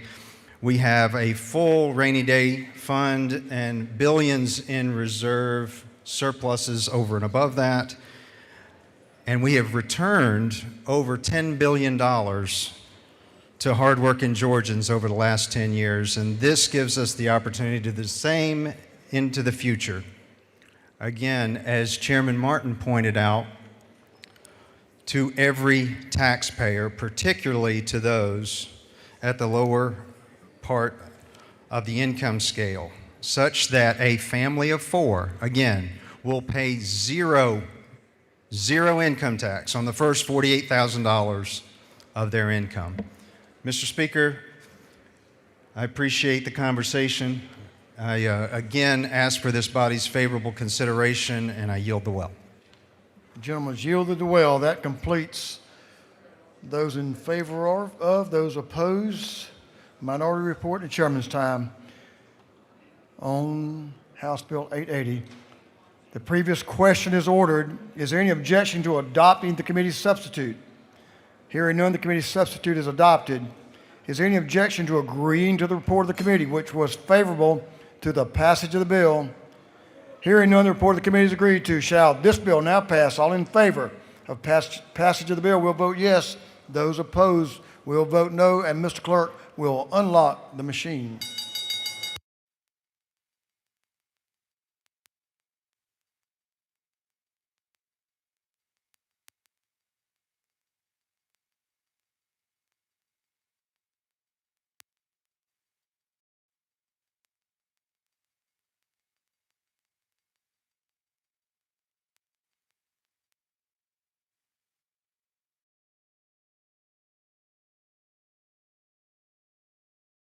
Have all members voted? For what purposes, Representative Campbell rise? Thank you, Mr. Speaker. Parliamentary inquiry. State your inquiry. Is it not true that I had hoped to ask the sponsor a particular question, but I will do so now? Is it not true that increasing our revenue reserve by an additional 5%, when we already have billions on reserve, while simultaneously economic forecasters predict that we're on track in the next 10 years because of more than 1 million Georgians not having health insurance, to have $10 billion in uncompensated care coming back to Georgians? And is it further not true that this is like giving $2 back to your constituents today and then asking them for $2,000 next year? And is it further not true that it reminds me of that old Popeyes cartoon? I know about Popeye, but tell me about that one. That I'll gladly pay you on Tuesday for a hamburger today. I loved watching Popeye. I think I remember that. My answer to you would be, and it's a great parliamentary inquiry, is that we've enjoyed great times in Georgia because of good conservative policy and good votes by this House of Representatives, but hard times will come again, and we'll probably need that backup. For what purpose is Representative Blackman rise? Inquiry. Parliamentary inquiry. Isn't it true that Wimpy and not Popeye made that statement, Mr. Speaker?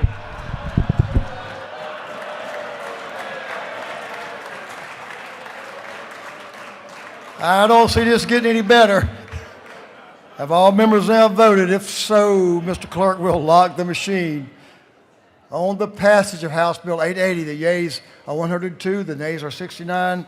This bill, having received the requisite constitutional majority, is therefore passed. Mr. Clerk, will you read the caption to House Bill 1122, 1122? House Bill 1122 by Representative Douglas of the 78th and others to be entitled an act to amend Article 1 of Chapter 24, Title 33 of the Official Code of Georgia, annotated, relating to general provisions regarding insurance generally, to amend Chapter 80 of Title 36 of the Official Code of Georgia, annotated, relating to general provisions applicable to counties and municipal corporations. This bill having referred to the Committee on Insurance, that committee recommends that this bill do pass by committee substitute. Gentlemen, suspend just for a moment. All the numbers guys are gathered in the center aisle for a photo op.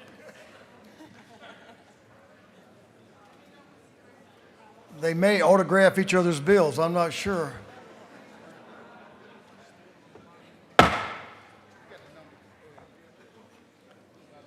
Representative Douglas is recognized to present House Bill 1122. Thank you, Mr. Speaker. I have a small bill, but it's big for us folks that's getting up in age. I have House Bill 1122. It's basically a basic test for people over 50 up to about 64 that's testing for one of the greatest killers that we can think of here in our state and in the world. Last year, 22 million people died for not having this test. And so I'm here today with this little quick bill. It's called POD bill, which is peripheral artery disease. And this affects people in their lower extremities that have veins that have closed up. And I just want you guys to bear with me for a minute. We have a high amputation rate in our state, okay? And the two places that are amputated the most is Atlanta and Augusta, okay? Out of those two places in our state, we have over 22,000 amputations, either a toe, a leg, ankle, but it affects our lives dramatically.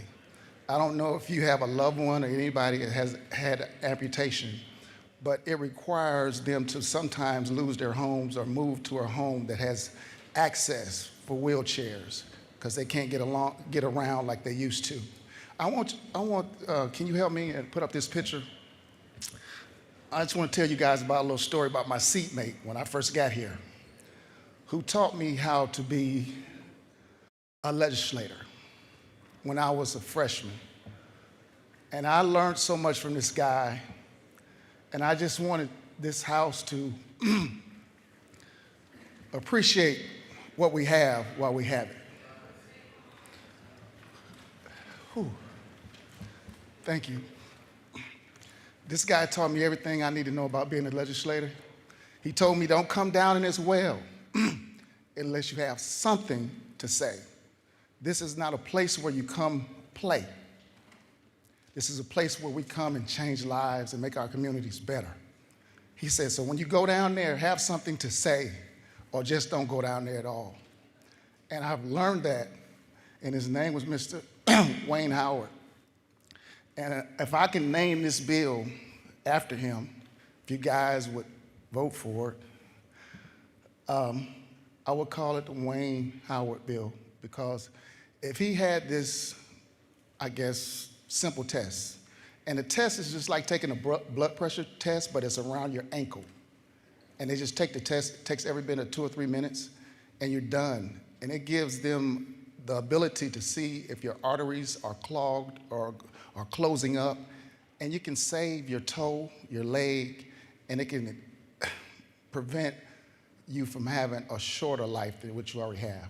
So I see the faces and the people here in this room. I see a lot of people over 50 or heading toward 50, and we're going to need those tests. But I want these tests for our constituents also, not just for us. We want a better quality life here in the state of Georgia. So I'm going to stop right there and give us a moment of silence for my seatmate, Wayne Howard. Thank you. And I would ask for your consideration on passing this bill.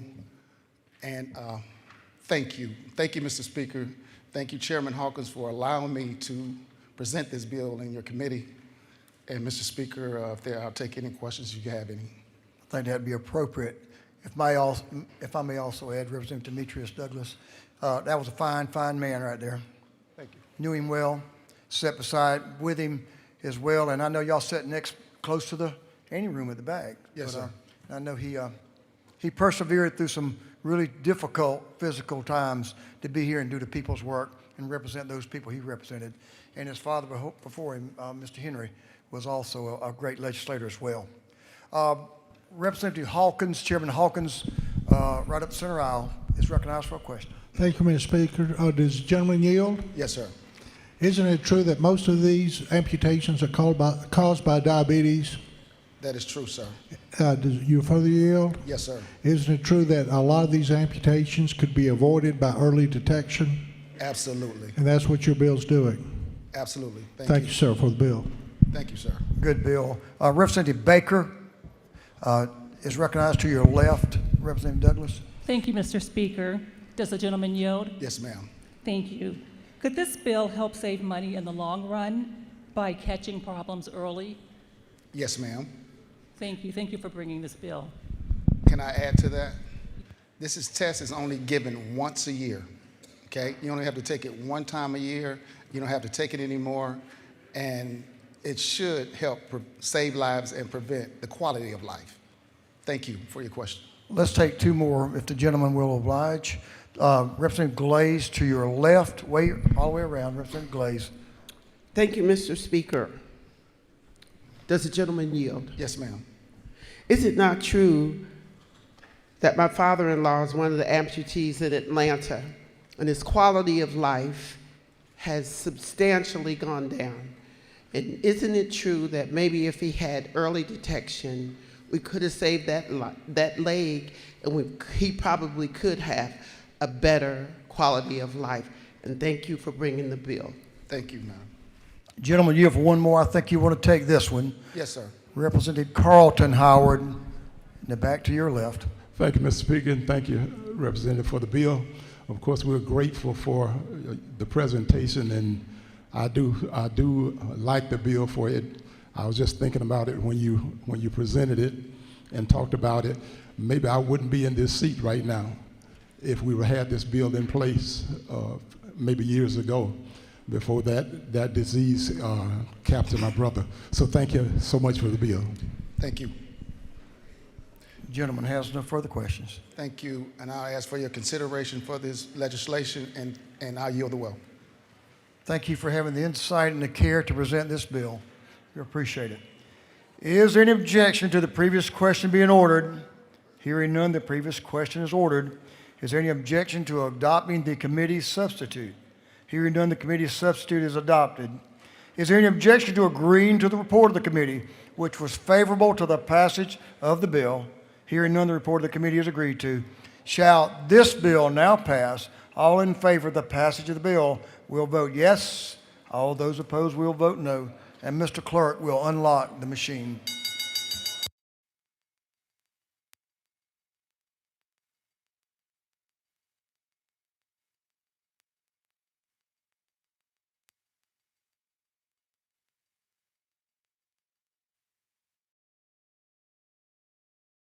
Have all members voted? All members voted. If so, Mr. Clerk will lock the machine. On the passage of House Bill 1122, the yeas are 167 and nays are 2. This bill, having received the requisite constitutional majority, is therefore passed.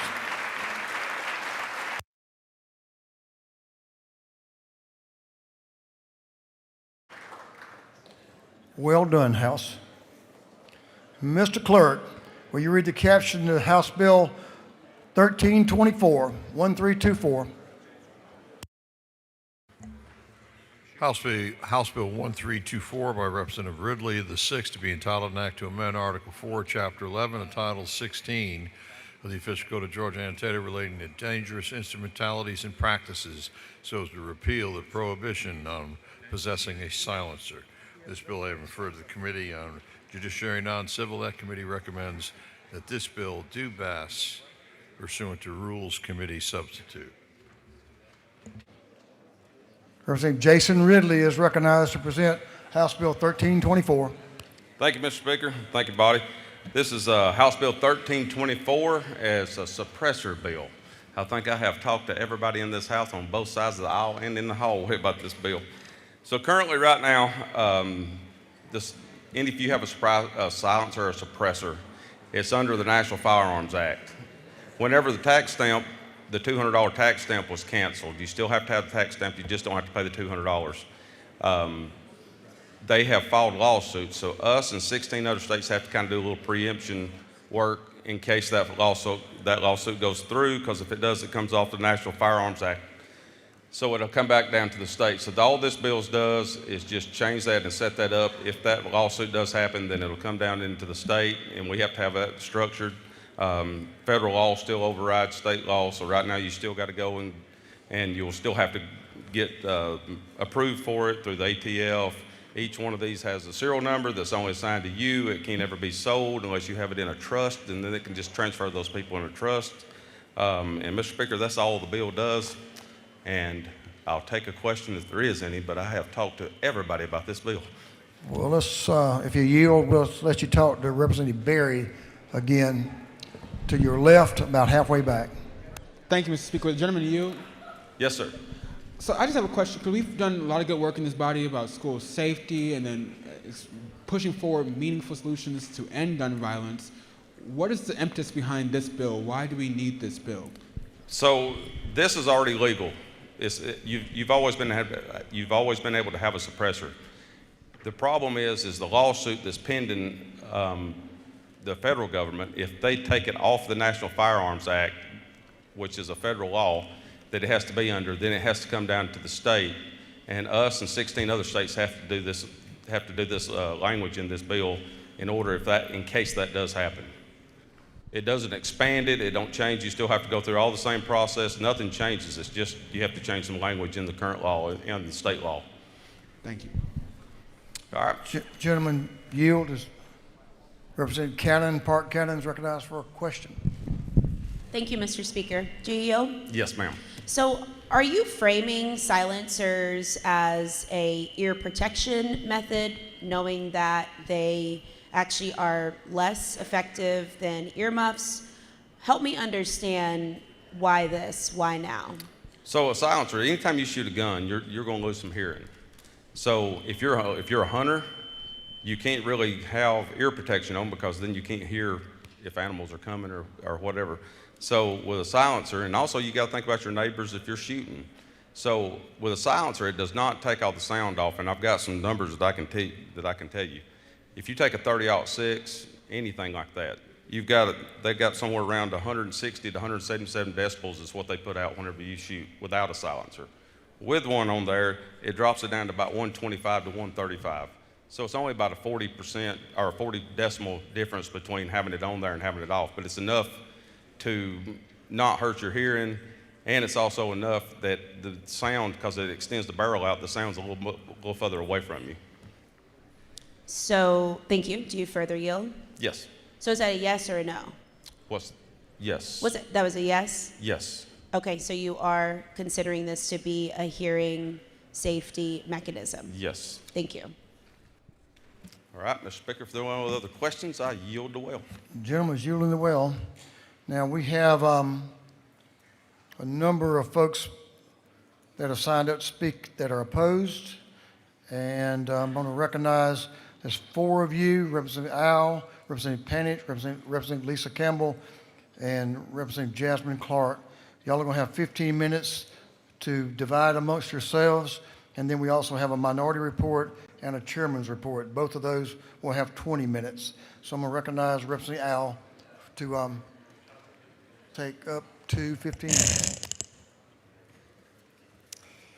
Thank you, Mr. Speaker. I rise to speak in opposition to HB 1324. I actually can't believe we have to talk about this bill. So when I was preparing remarks against this bill, I actually was having a little bit of a hard time, not because I didn't know what points I needed to make, I know what I needed to say, but because of how obvious these points are. And frankly, I really resent having this bill put in front of us and having to say these most obvious elemental things, because it shows where the priorities of the majority party are when it comes to guns. And it shows how aggressively negligent the majority is willing to be in order to promote the purchase of easy access to and the fetishization of guns and gun paraphernalia. But if you want me to make these points that should really be pretty obvious to every single person sitting here, then, let's go. First, we talk a lot in this chamber about public safety. We talk about giving law enforcement the tools and the resources they need to keep our communities safe. So it should be easy for all of us to recognize why this is a bad bill on both of those fronts. Because a gunshot is loud by design. And that sound is not just a fun noise, right? It's a critical warning sign that alerts people nearby that something is wrong. It prompts witnesses to call 911. It prompts bystanders to run away. It helps police identify the location of a threat so that they can respond more quickly. And when a silencer is added, that warning is reduced. Again, I have to say, I cannot believe how stupid it is that I need to make these points here. With a silencer, gunfire becomes harder to recognize, it's harder to locate, it's easier for someone with violent intent to use without immediate detection. So for first responders, who we talked about a lot today, this delay can be the difference between life and death. In active shooter situations, we know every moment counts, and the ability to hear and locate gunfire is essential. Silencers undermine that ability. Now, some, we heard, argue that silencers protect hearing. So first of all, I just want to note one thing, is that the sponsor of the bill noted that silencers drop the sound of gunfire down to, I think he said 135 to 145 decibels. The level at which hearing damage happens is 85 decibels. So using a silencer by itself does not protect hearing. But aside from that, there are safer, more responsible solutions to protect against hearing loss. The body is surely aware that earplugs exist. This body is aware that noise-canceling earmuffs exist. And these options safeguard the hearing better without compromising the ability of the public or the police to identify gunfire. And again, if your intent was to make legally owned firearms safer, I am bewildered why you would refuse to entertain something like a safe storage law, like HB 1, the very first bill filed this term. I think we've spent a lot of time in this session talking about school safety, and I think we know why. Silencers would make school shootings more deadly. Again, the fact that I even have to say these things, that everyone should readily understand, should be galling. Students may hear the sound of gunshots with a silencer on and not recognize it. Right? They may not know to run or to hide or to call for help. This confusion allows a shooter more time and results in more injuries and fatalities. Keeping silencers more tightly regulated is not about restricting responsible gun owners. Silence. Beautiful. It's about preserving the crucial early warning signs that protects the public and guides emergency response. And I frankly find it deeply offensive that a bill like this would even make it to the House floor. By the way, the sponsor did not speak with me about this bill. When not a single gun safety bill has received even a hearing this session, let alone a vote, let alone to be put on the rules calendar.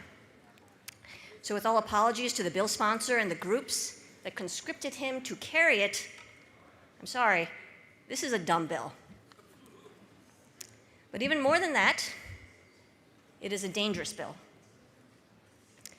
And I have no idea how people can, in good conscience, justify a yes vote.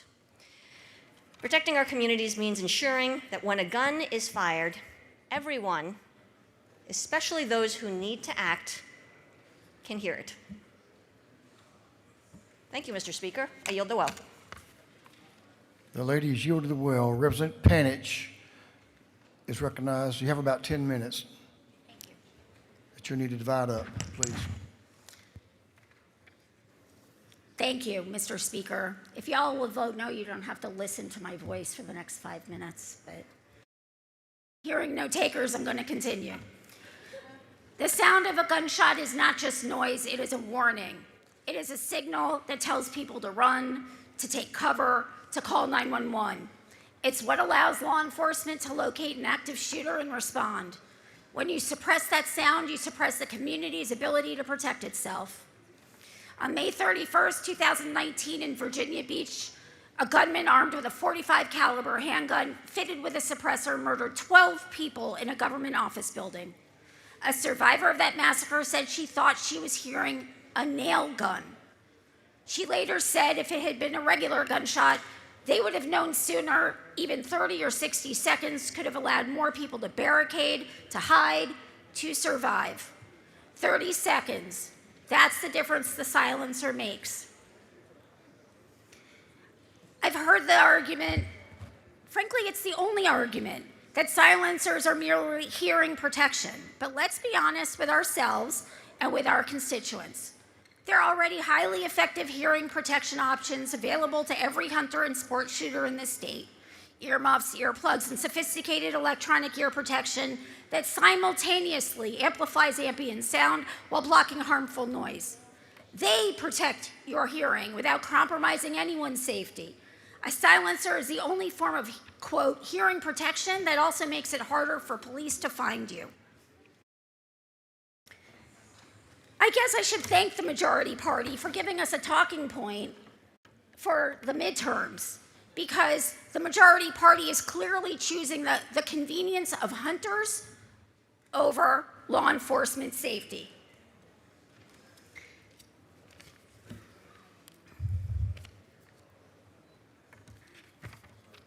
You have a Second Amendment right to bear arms, but there is no Second Amendment right to silence.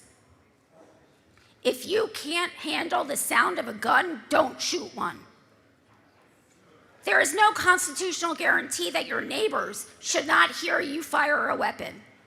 And there is no good reason, none, to make it harder for our police officers to do the job we ask them to do every single day. This is a bill because some people are too afraid to stand up to their further right. Please vote no.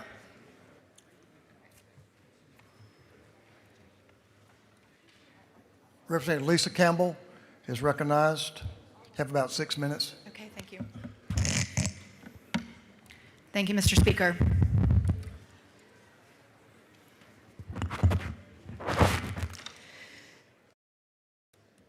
I want to talk about a gap. Not a gap in philosophy, I'll get to that in my close, but a gap in enforcement. And a gap that this bill creates, a bill that I vehemently oppose. Right now, Georgia law has its own prohibition on unlawful silencer possession.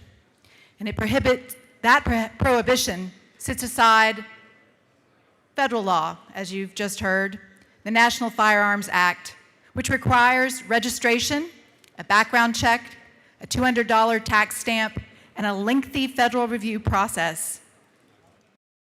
These two layers of law work together. They back each other up.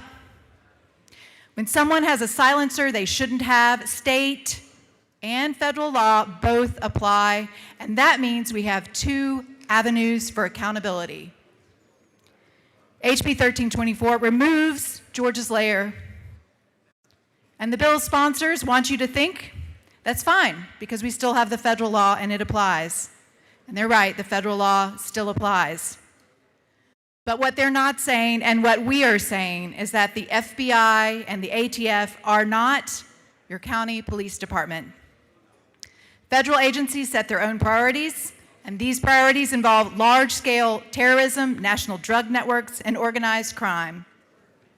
An individual with an unregistered silencer is often below that threshold. Our federal system was never built to hold every illegal weapon in every county in Georgia. And that is exactly what Georgia law has been doing. It fills that gap. The bill sponsors say the remaining penalties are enough. They point to enhanced sentences if a silencer is used during the commission of a felony. But here's what it means in practice. By the time Georgia law can act, someone, often a child, has already been shot. The possession charge, the tool that lets law enforcement act before the worst happens, is gone. This is backwards. Every prosecutor and officer in this building knows that the best enforcement happens early. It happens at the point of discovery, at the point of contact, before a situation escalates. And the possession charge is that early tool. Removing it doesn't modernize Georgia law. It doesn't protect us. It disarms the people protecting our communities. I've been talking about an enforcement gap, and I want to wrap up because I fear we not only have an enforcement gap presented with this bill, but I think we're having a memory gap from mass school shootings and the number one killer of our kids. We are having a morality gap and lacking moral conviction to protect Georgia's children. As I said, it's unconscionable in my view to spend even 1 minute of our time here making guns easier and more deadlier to use in crimes against our families. And rather than working on gun safety, this body has decided to take the exact opposite path. In the words of our youth poet laureate, I quote, "Our motto should not be one nation under guns." Vote no on HB 1324. Thank you, Representative Campbell. Ladies, yield to the will.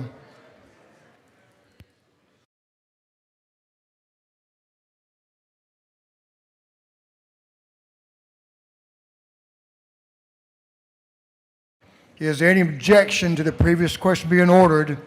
We'll move on to the minority report and the chairman's time. Minority report will have up to 20 minutes. Representative Roberts, you're first, and Representative Neal, and then Chair Lady Miller. Ladies recognized. Thank you, Mr. Speaker. Members of the House, I think it's no surprise that I rise today to speak in opposition to HB 1324. Let's be very clear about what this bill does and what it does not do. HB 1324 deregulates sound suppressors under Georgia law and eliminates the enhanced penalty for using a sound suppressor during the commission of a crime. That is the heart of this bill. Supporters will tell you that this is about hearing protection, but suppressors are not even the most effective method of hearing protection. Public health experts note that hearing damage can occur at 85 decibels, while firearms produce sounds over 140 decibels. With the most effective suppressors, they suppress the sound of gunfire by only about 28 decibels. In contrast, noise reductions from muffs and plugs used together are in the 40 to 50 decibel range and remain the gold standard to protect hearing. Supporters might tell you that law-abiding citizens should be able to possess them. Guess what? They already can, pursuant to the National Firearms Act, if they register them, which requires a background check and fingerprinting. This state law deregulation will not change federal law. HB 1324 does not make that process easier. It does not reduce federal penalties. It doesn't expand access for hunters. So if this bill doesn't change federal law and doesn't help protect hearing better than other methods, who benefits from passing this bill? The only people who benefit are criminals. Right now, under Georgia law, if someone illegally possesses a sound suppressor, they face state penalties, including up to 5 years in prison. And right now, under Georgia law, if someone uses a sound suppressor during the commission of a crime, they face an enhanced penalty.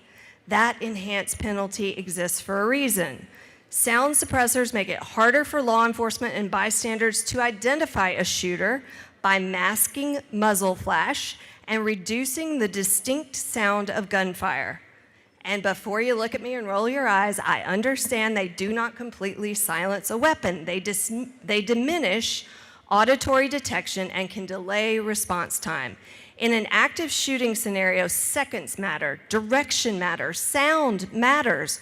Why on earth would we eliminate the enhanced penalty for making that situation more dangerous? This body has spent hours this session debating school safety. We have debated metal detectors. We have debated school resource officers. We have debated mental health supports. And yet today, we are being asked to remove a penalty that applies when someone makes it harder to locate a shooter. If you use a firearm during the commission of certain crimes, there are enhanced penalties. If you use a weapon in a way that increases danger, there are enhanced penalties because the law recognizes that how a crime is committed matters. We're not talking about criminalizing hunters. Hunters today can legally possess a sound suppressor if they comply with federal law. We are talking about removing a state-level consequence for criminals. And I've heard supporters say, well, federal law is enough. But if that's the standard, why do we even have state criminal law at all? And today we're choosing to lower that standard. Who feels that first? Our hardworking law enforcement officers, the victims, communities already struggling with gun violence. We hear from Georgia families whose lives have been permanently altered by gun violence in this state. Families like those impacted by the tragedy at Appalachia High School. Survivors of domestic violence and victims like Amy St. Pierre, who was shot in a Midtown doctor's office.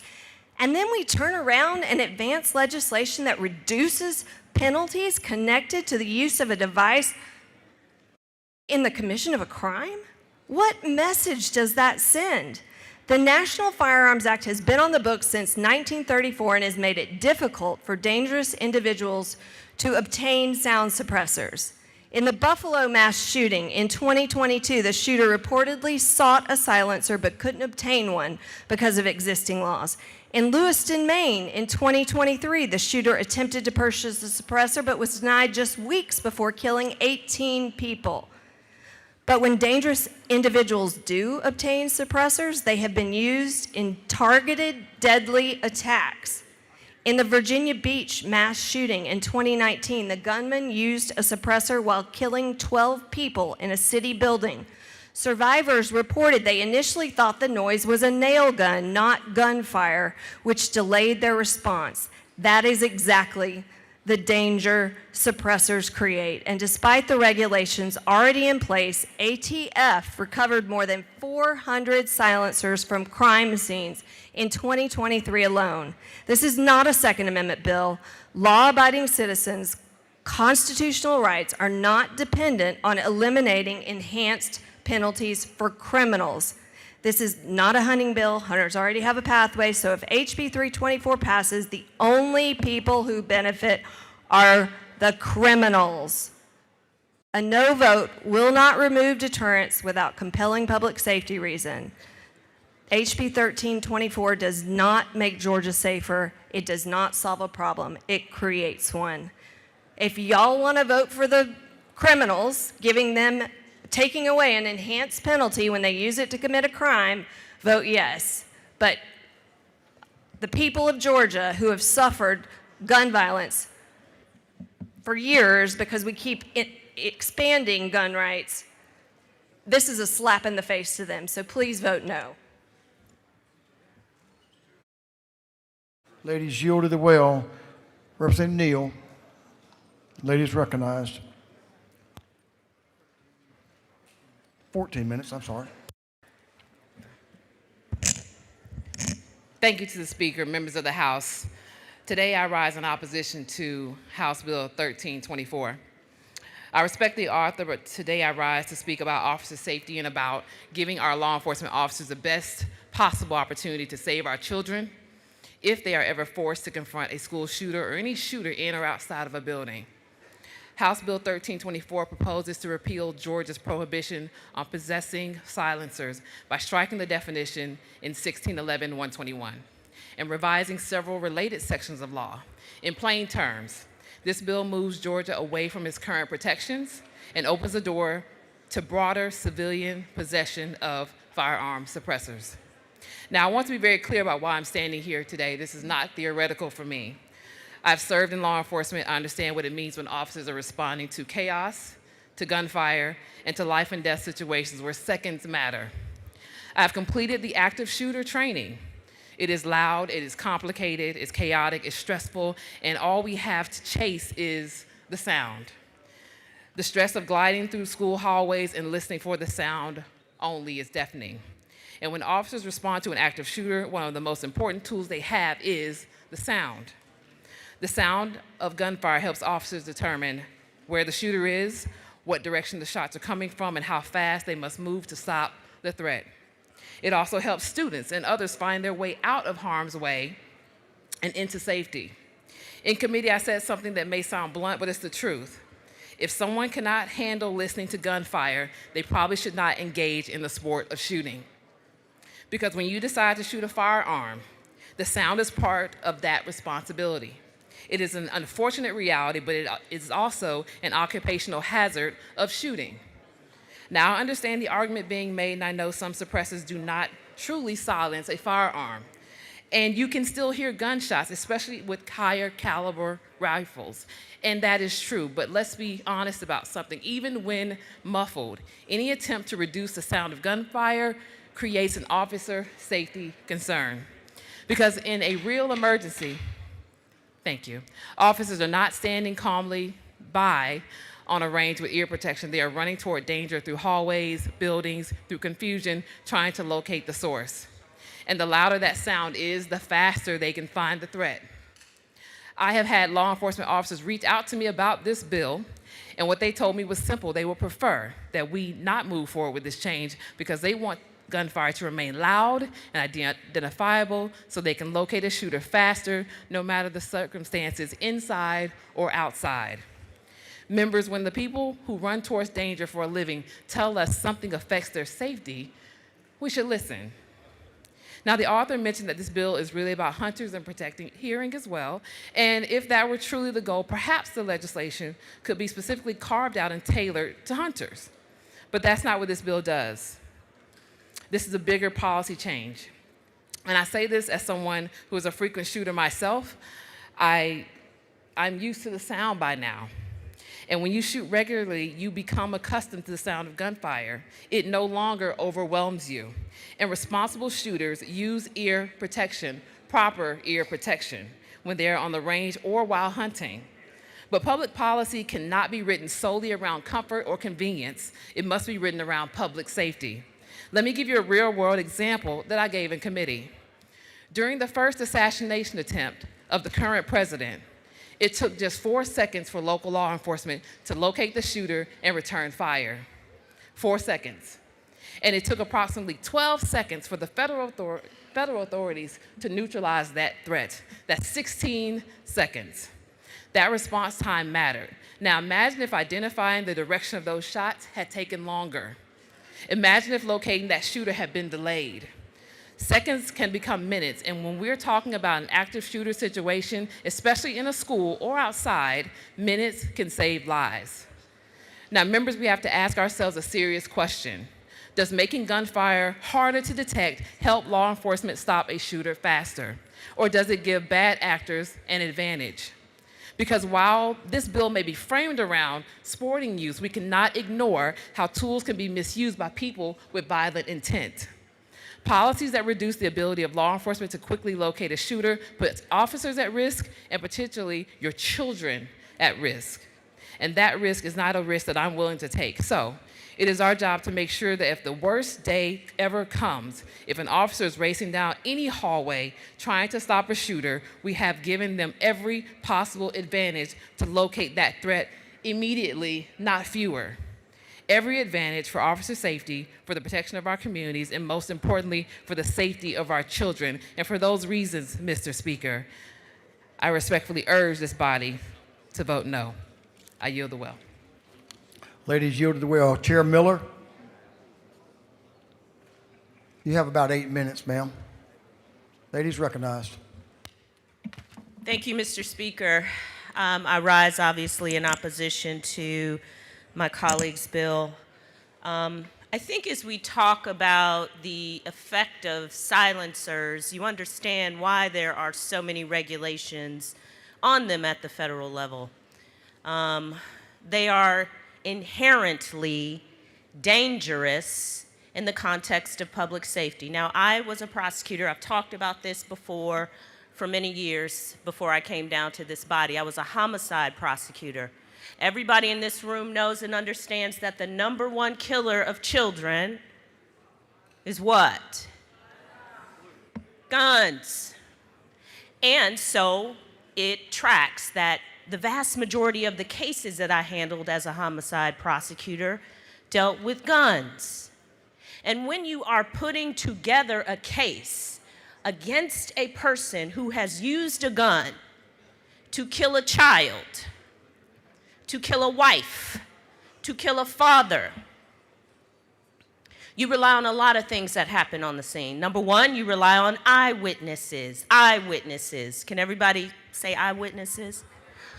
Number two, you rely on ear witnesses. Ear witnesses. Did you all know that the shooter of the CEO of United Healthcare was shot with a gun that had a silencer on it? I know, this is boring stuff, right? We're gonna chit chat about sausages in the anteroom and gummy bears and mints and stale pizza, but what I just said was that the CEO of United Healthcare was murdered in Central Park by a gunman with a silencer. Do we remember how long it took us to track that killer down? Hearing a gunshot not only is critical when we are dealing with emergent situations like active shooters at concerts or schools or public places, courthouses.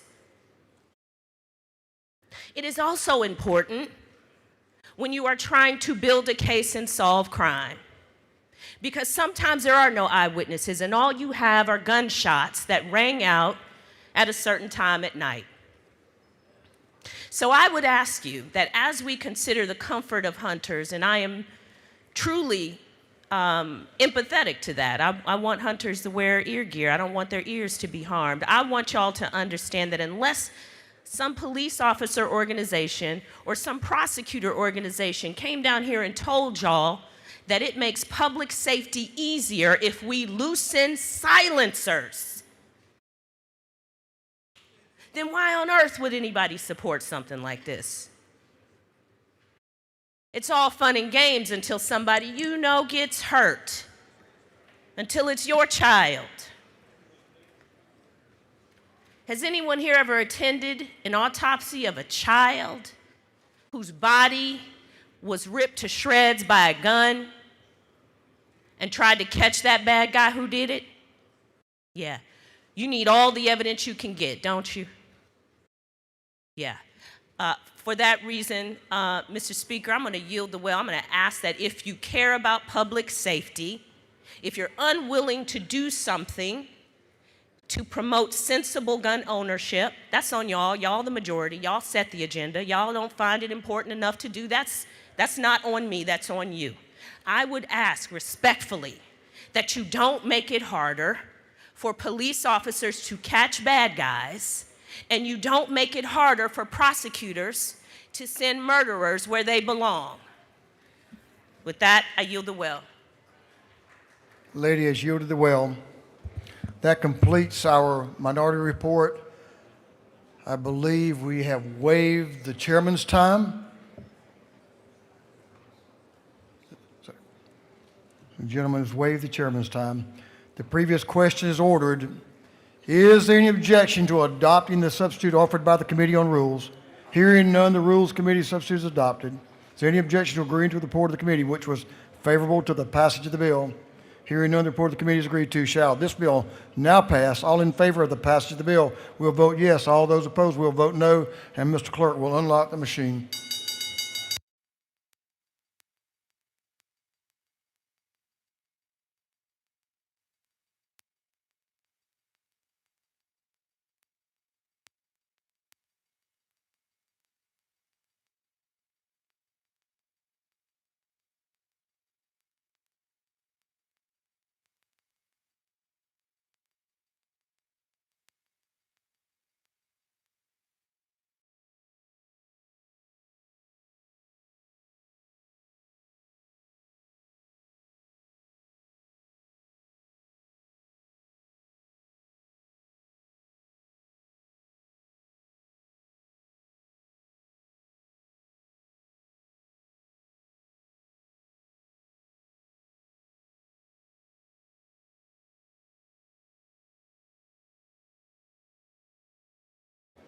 Have all members voted? For what purposes represent Gisler rise? Parliamentary inquiry, Mr. Speaker. State your inquiry, sir. If the purpose of this bill is to protect hunters' hearing, sportsmen hearing, it should not be necessary to remove enhanced penalties for use of silencers with firearm equipped or silencer equipped firearms. Is that not true? I'm sure the gentleman believes what he says. For what purposes representing Byrd rise? Yes, parliamentary inquiry. State your inquiry, ma'am. Is it not true abortion kills more people yearly than silencers? Lady has her heartfelt opinion. For what purposes Representative Westbrook rise? Y'all give the lady your attention. She has a parliamentary inquiry. Parliamentary inquiry, Mr. Actually, I waive. The lady's waived. For what purposes Representative Ridley rise? Parliamentary inquiry. Representing Jason Ridley. State your inquiry, sir. Mr. Speaker, is it not true that all we're doing is matching federal law, which was advised by the Department of Justice, that us and 16 other states has got to do that in case this lawsuit goes through? We're not changing anything. This is what we were told that we'd have to do. I'm sure the gentleman has studied this issue and he knows what he speaks. For what purposes Representative Oliver rise? Parliamentary inquiry, sir. State your inquiry, ma'am. If your child or grandchild were a law enforcement officer, would that child or grandchild be safer if the criminals had silencers on the guns they stole? I'm sure the lady has studied this very closely. For what purpose Representative Parsons rise? Parliamentary inquiry. State your inquiry, sir. Is it not true that if a criminal wants to use a silencer in violation of the law, he can print one out with a 3D printer? Hey, I'm not sure, but I'm sure the gentleman knows what he speaks. Those things do a lot of things. All members voted. All members voted. If so, clerk will lock the machine. On the passage of House Bill 1324, the yeas are 87, the nays are 76. The bill, having failed to receive the requisite constitutional majority, is therefore lost.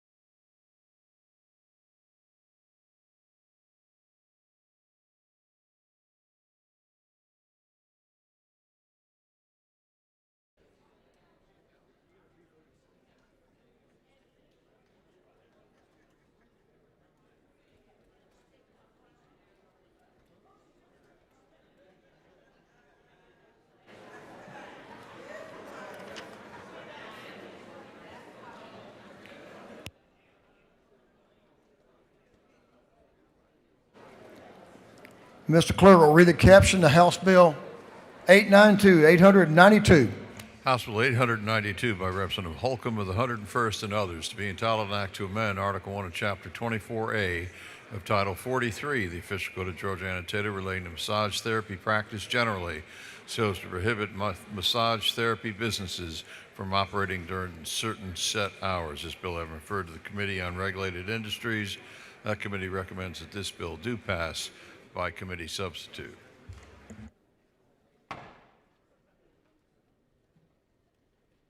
Representative Scott Holcomb is recognized to present House Bill 892. Thank you, Mr. Speaker. Human trafficking is a scourge, and this General Assembly and this House have passed a number of measures to address it. What this measure does is it limits the hours of massage establishments to operate from 6 a.m. to 10 p.m. We have a number of them that are 24 hours or open 24 hours, and candidly, they are dens of human trafficking. So what this will do will be to hurt them financially because they won't be able to stay open 24 hours. I've spoken to law enforcement officers, and interestingly, these cases aren't easy to bring forward.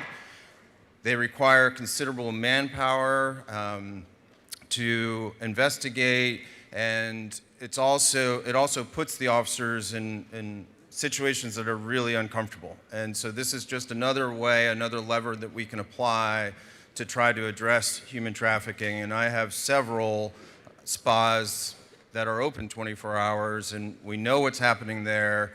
It's terrible, and we should stop it. So that's what this measure does. Happy to answer any questions. The gentleman has no questions. The gentleman has yielded the well. Is there any objection to the previous question being ordered? Hearing none, the previous question is ordered. Is there any objection to adopting committee substitute? Hearing none, the committee substitute is adopted. Is there any objection to agreeing to the report of the committee, which was favorable to the passage of the bill? Hearing none, the report of the committee is agreed to. Shall this bill now pass? All in favor of the passage of the bill will vote yes. All those opposed will vote no. And the clerk will unlock the machine.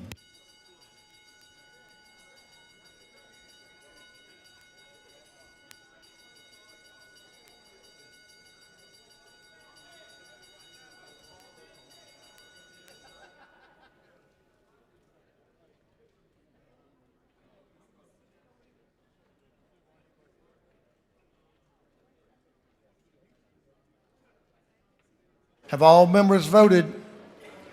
All members voted. If so, Mr. Clerk will lock the machine. On the passage of House Bill 892, the yeas are 158, the nays are 6. This bill, having received the requisite constitutional majority, is therefore passed. I want that back.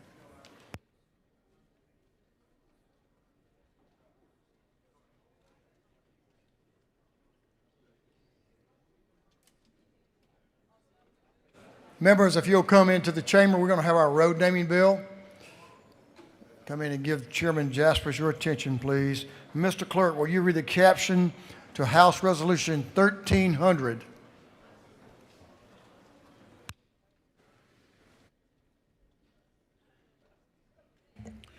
House Resolution 1300 by Representative Ford of the 170th and others, a resolution recognizing the Honorable Penny Houston and dedicating a roundabout in her honor. This resolution has been referred to the Committee on Transportation. That committee recommends that this resolution be adopted by committee substitute.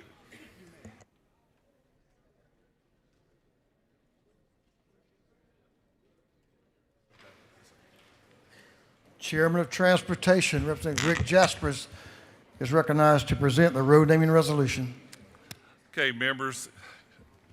First, before I get started, we're going to do 10 resolutions right now in a second, but you also still have time to get yours in. I know we talked about getting the news ads and get all that done. You still have time. You got a week or two, but please be persistent and get that done. You know, you might wonder why I'm doing this for Representative Ford, but this is a bill that comes from the Transportation Committee. And I'm very fortunate in my office to have great help.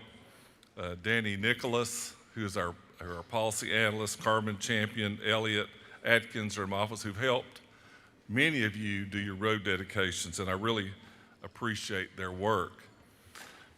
But it is your honor to recognize a Georgian. And I take it very seriously, because when you take time to look in your book and read the contributions that the 10 people that we're going to honor today have done, it's impressive. Some more than others. This bill is named after the wonderful lady Penny Houston, who sat right there for many years and was a joy for anybody who sat and worked with her. But there's 8 of the 10 are memorials. So if I could get all of our members to stand as we recognize these folks. We'll start off with Penny Houston. We're naming a roundabout in Cook County as the Penny Houston Roundabout. She'd love to be here, but she's a busy woman these days. Next is the interchange in Cook County is the John L. Williams Memorial Interchange.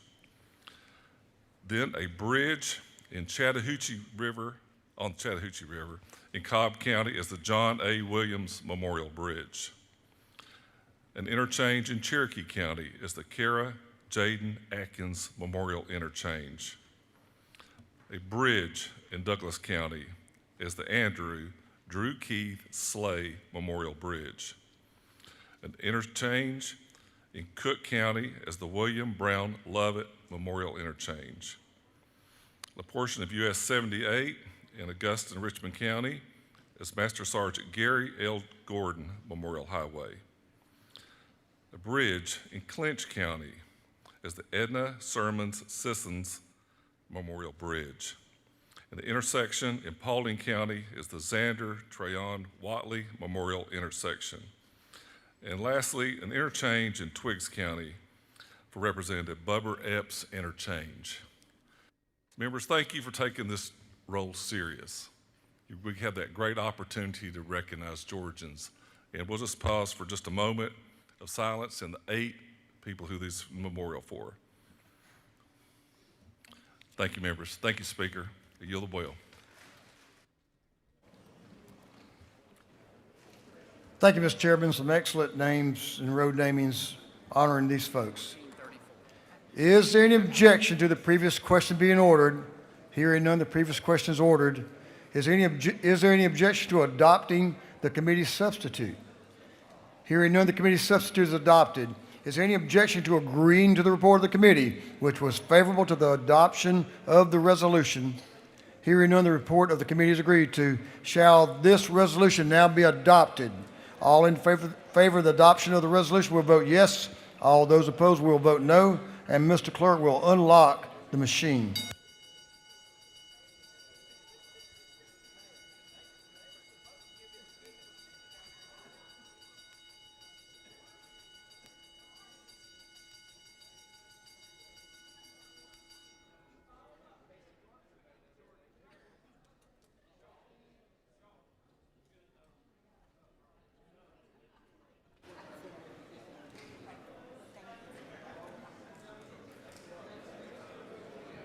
Have all members voted?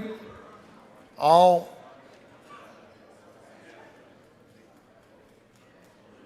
members voted? If so, Mr. Clerk will lock the machine. On the adoption of the resolution, House Resolution 1300, the yeas are 170, the nays are 0. The resolution has received the requisite constitutional majority, is therefore adopted.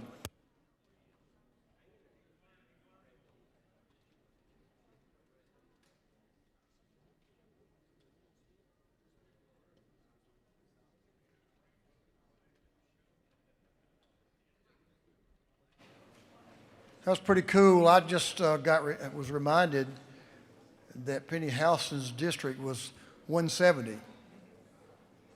Got 170 votes. Did y'all plan that? Good stuff. Good stuff. Mr. Clerk, will you read the caption to House Bill 1434, 1434?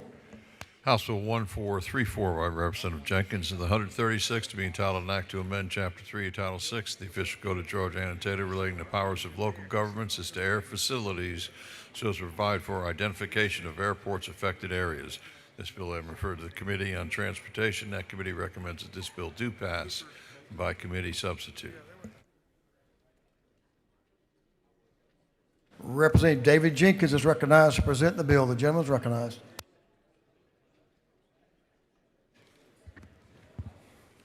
Mr. Speaker, members of the House, today I rise to present House Bill 1434. This bill creates a system in Georgia to manage the protected airspace that lies above all of our general aviation airports. This airspace is defined by 14 CFR Part 77, and it contains all the air routes that flow into and out of all of our airports in the state. Our Georgia airport infrastructure is largely funded by federal grants, and in order to receive these grants, we're required to abide by federal safety regulations and not obstruct this airspace. The consequences of which are the loss of federal grant money.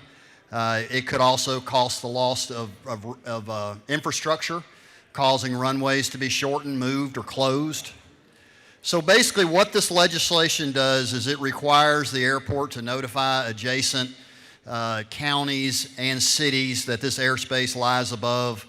It assists these governments in defining this airspace. It tasks GDOT with providing technical expertise so that this airspace can be defined, and then it can be interpreted into zoning and local ordinances. And then as an enforcement mechanism, it authorizes GDOT to withhold LMIG from a government that violates this airspace and allows obstructions to penetrate it. And it also creates a variance procedure. The FAA will allow this airspace to be obstructed in the event that the obstruction actually doesn't affect an airway in that airspace. So this creates that procedure where a local government can request through the airport a variance.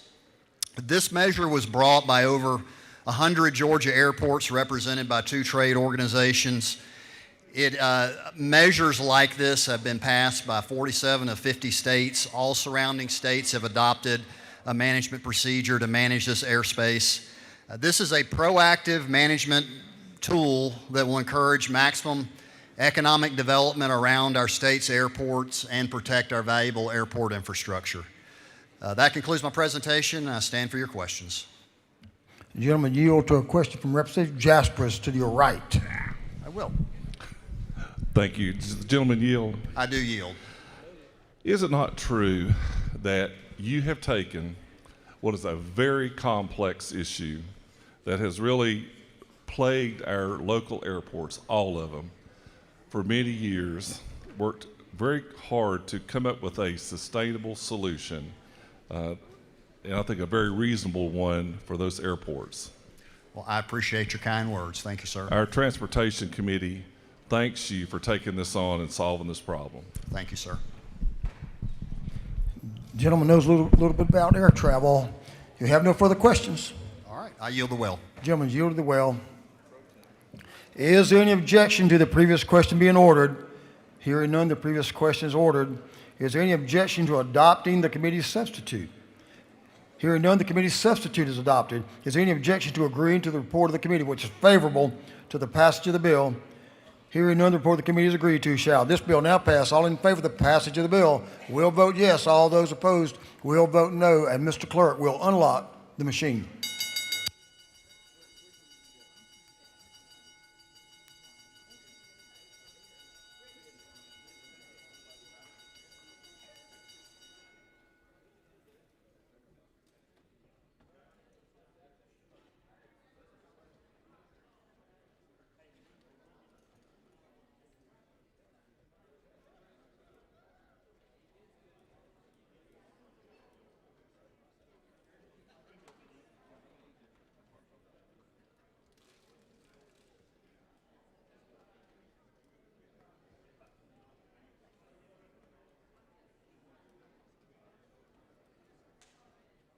Have all members voted? All members voted. If so, clerk will lock the machine.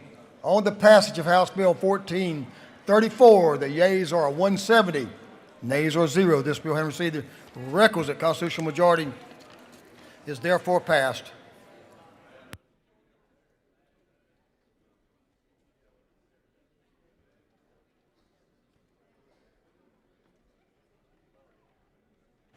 Mr. Clerk, will you read the caption of House Bill 334?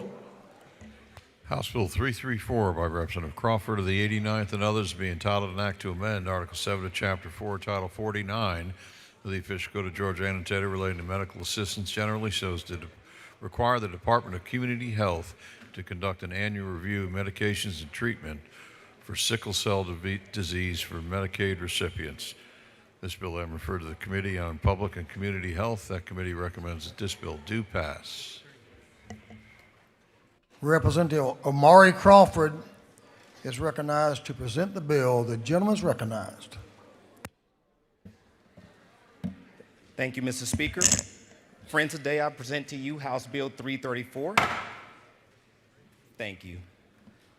Friends, I present to you House Bill 334 is legislation that is very important to this state. It would require our Department of Community Health to conduct an annual review of the medications and treatments that are available for people impacted by sickle cell disease, which is a very prevalent blood disorder in our state. It impacts about 15,000 people, making us one of the top states of people with sickle cell disease.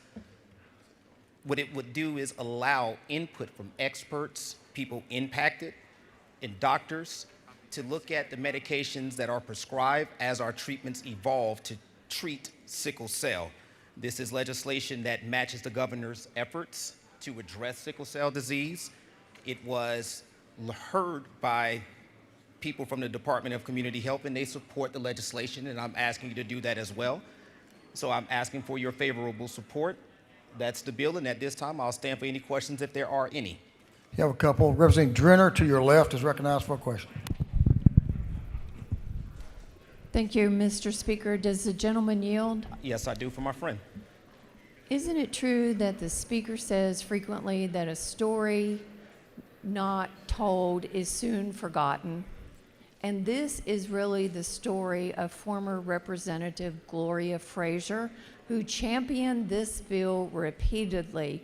And let me say thank you to my colleague and friend for bringing this bill forward. And a shout out to Representative Frazier.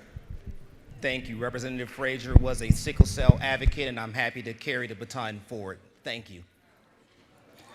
Representative Carlton Howard to your left is recognized. Thank you, Mr. Speaker. Does the gentleman yield? Yes, I do. Let me thank you for this bill as well. My grandson was passed from complications from sickle cell, and we need this type of attention given to this disease. And your bill brings great attention to that, and we need even more. But I do want to thank this body for supporting sickle cell in the past, and I hope we continue to do so. Thank you. Representative Anissa Jones to your left is recognized. Thank you, Speaker. Does the gentleman yield? I do. Isn't it true that sickle cell disease not only is prevalent in African American cultures, but it has been documented in people in several ancestries, from those with Greek, Italian, Turkish, Spanish, Middle Eastern, and Indian Latin American background? Lady knows of what she speaks. You yield for another one? Yes, Mr. Speaker. Representative Sanchez to your right is recognized. Thank you, Mr. Speaker. Does the gentleman yield? I do. Thank you so much for this bill. When new medications for sickle cell disease are developed, wouldn't an annual report just like this help ensure that we push this forward and adopt these treatments more quickly? Absolutely. This legislation would make sure that we're not standing still as medications and treatments evolve. The last medications were introduced in 2023. There will be more, so we want to make sure that we have an opportunity to give input. Thank you. Thank you. One more, Representative Holly To your left. Thank you, Mr. Speaker. Does the gentleman yield? Yes. I would like to know from your standpoint, because you've been such an active runner state to state, do you yourself contribute so much of your giving of your time to focus not only on the necessity for the YMCA and certainly for your own journey, but is there something particularly for you special about your own journey that you commit to victims of sickle cell anemia? Thank you for that question. And yes, I serve on a board that helps people impacted by sickle cell. So speaking with the families often lets me know the help that they need. So thank you. You want one more? Yes, Speaker. And okay. Then I will yield. Representative Inga Willis, recognized for a question. Thank you, she's Mr. to your right. Speaker. She's your seatmate. Yes, Mr. Speaker. Come on. Does the gentleman yield? Yes, for my seatmate. Is it not true that this is a horrendous disease that cripples many from several cultures, including one of our hometown favorites, Tion T-Boz Watkins from TLC, who has exceeded her life expectancy and is in full support of your legislation today? Is that not true? The gentlelady knows of what she speaks. Thank you. And with that, Mr. Speaker, I will yield the well and I ask for your favorable support, friends. Thank you. Good job. The gentleman's yielded the well. Is there any objection to the previous question being ordered? Hearing none, the previous question is ordered. Is there any objection to agreeing to the report of the committee, which was favorable to the passage of the bill? Hearing none, the report of the committee is agreed to. Shall this bill now pass? All in favor of the passage of the bill will vote yes. All those opposed will vote no. And Mr. Clerk will unlock the machine.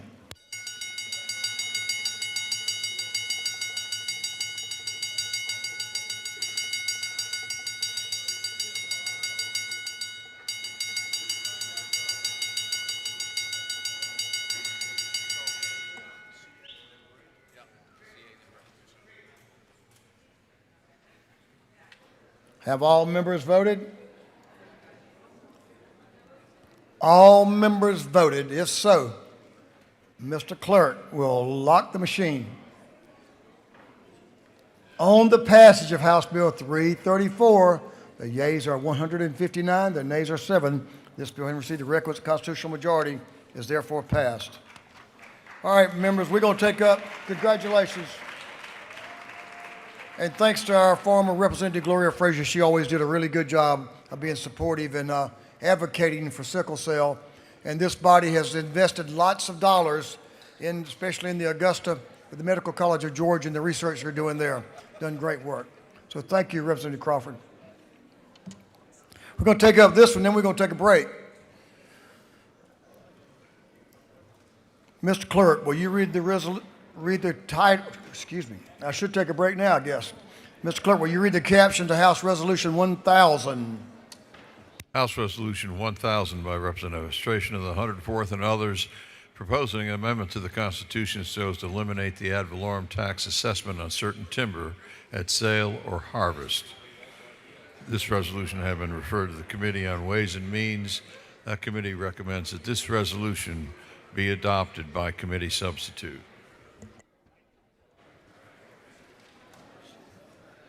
Leader F. Strach is recognized to present the resolution.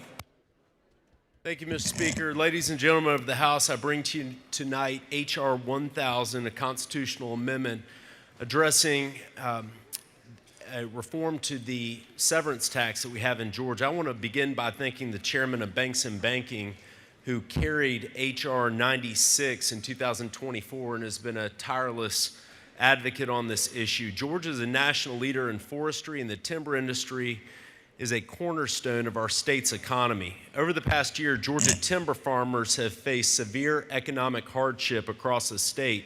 This follows the closure of multiple paper mills and sawmills, and many family timber farmers are still experiencing significant losses in the aftermath of Hurricane Helene. These setbacks are straining these family timber farms and the rural communities that depend upon forestry jobs and timber income.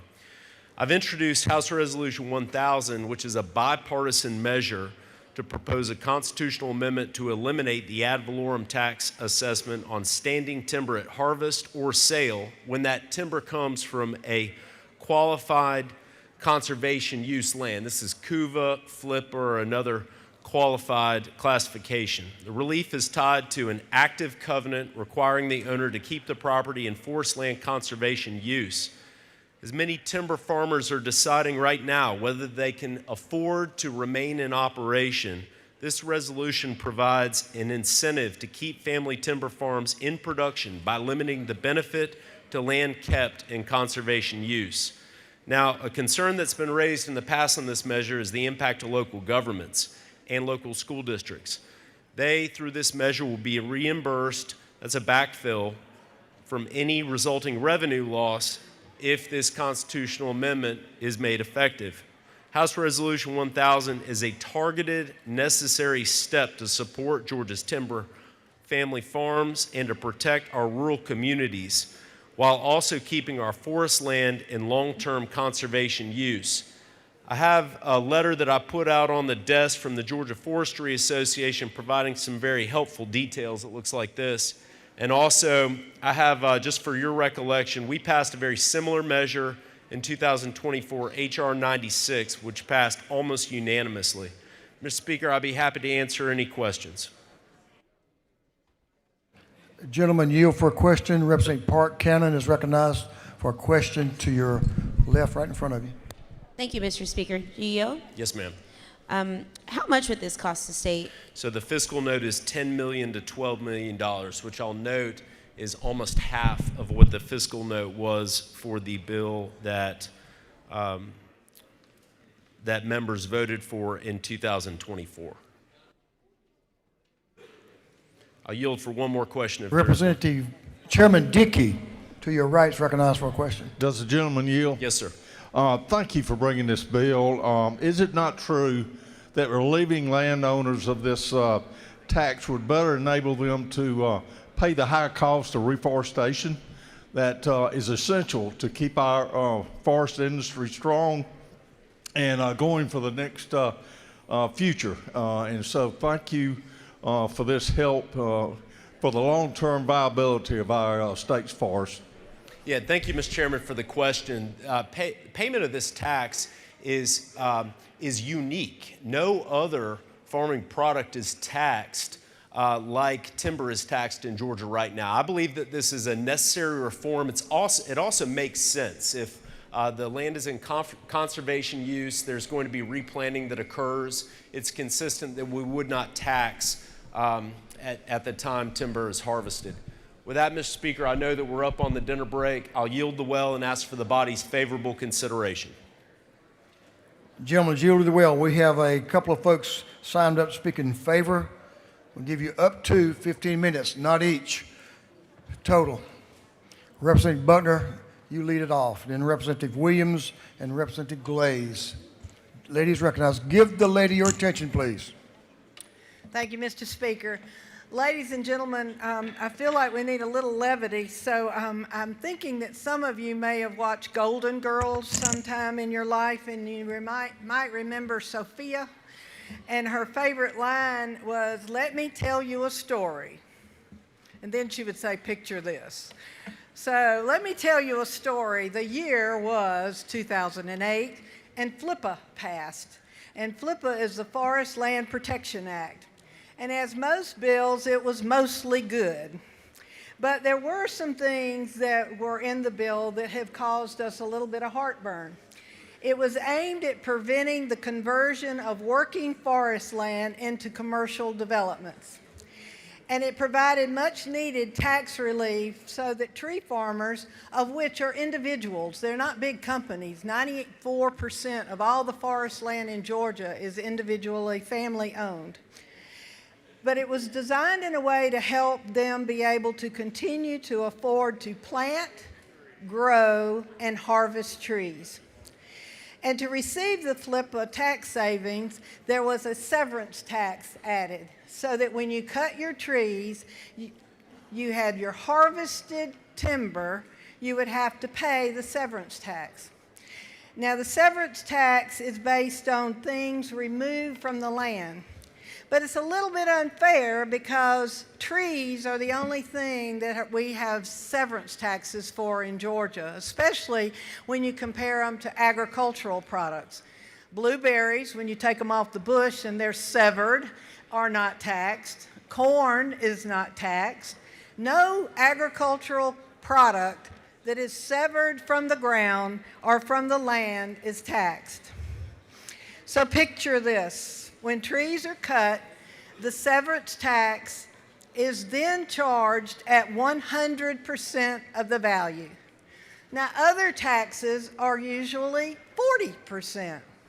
So we're paying 100% severance tax on something that is renewable and that most people will harvest, and then they will go and clear the land, prep it, buy tree seedlings, and replant. What I love about this bill is that it is geared towards us replanting, because the cost of the severance tax is almost always equal to the cost of the trees you plant. And the severance tax, this bill is saying if you are going to replant, you don't have to pay the severance tax. If you are clear cutting for development, then you pay the severance tax. And what I want people that don't live on a tree farm to know is, and as Sophia would say, picture this again, while the trees are growing and nurturing, people forget that they are filtering our air. They are storing and absorbing CO2. They are releasing clean oxygen. They prevent soil erosion. They filter water. They provide wildlife habitats. And they simply provide beauty to our land. This is an improvement to the tax structure for tree farmers, because their crops that are harvested are severed from the land, but they are almost always replanted and can be if this bill passes. Replanting may not occur if this severance tax remains based on all the other things going on in the industry right now. So, I ask you to please favorably consider making the change in the law and to vote for this, because I don't want to have to come back one day and say, there's no trees, picture that. As Sophia might say, it does come at a really good time when Georgia's economy in the forestry industry is weakening and the competitiveness is a problem, and we are the national leader, and we need to stay that by continuing to plant trees in Georgia. So I ask for your favorable consideration. Thank you. Thank you. The ladies yielded well. Representative Al Williams, gentleman is recognized.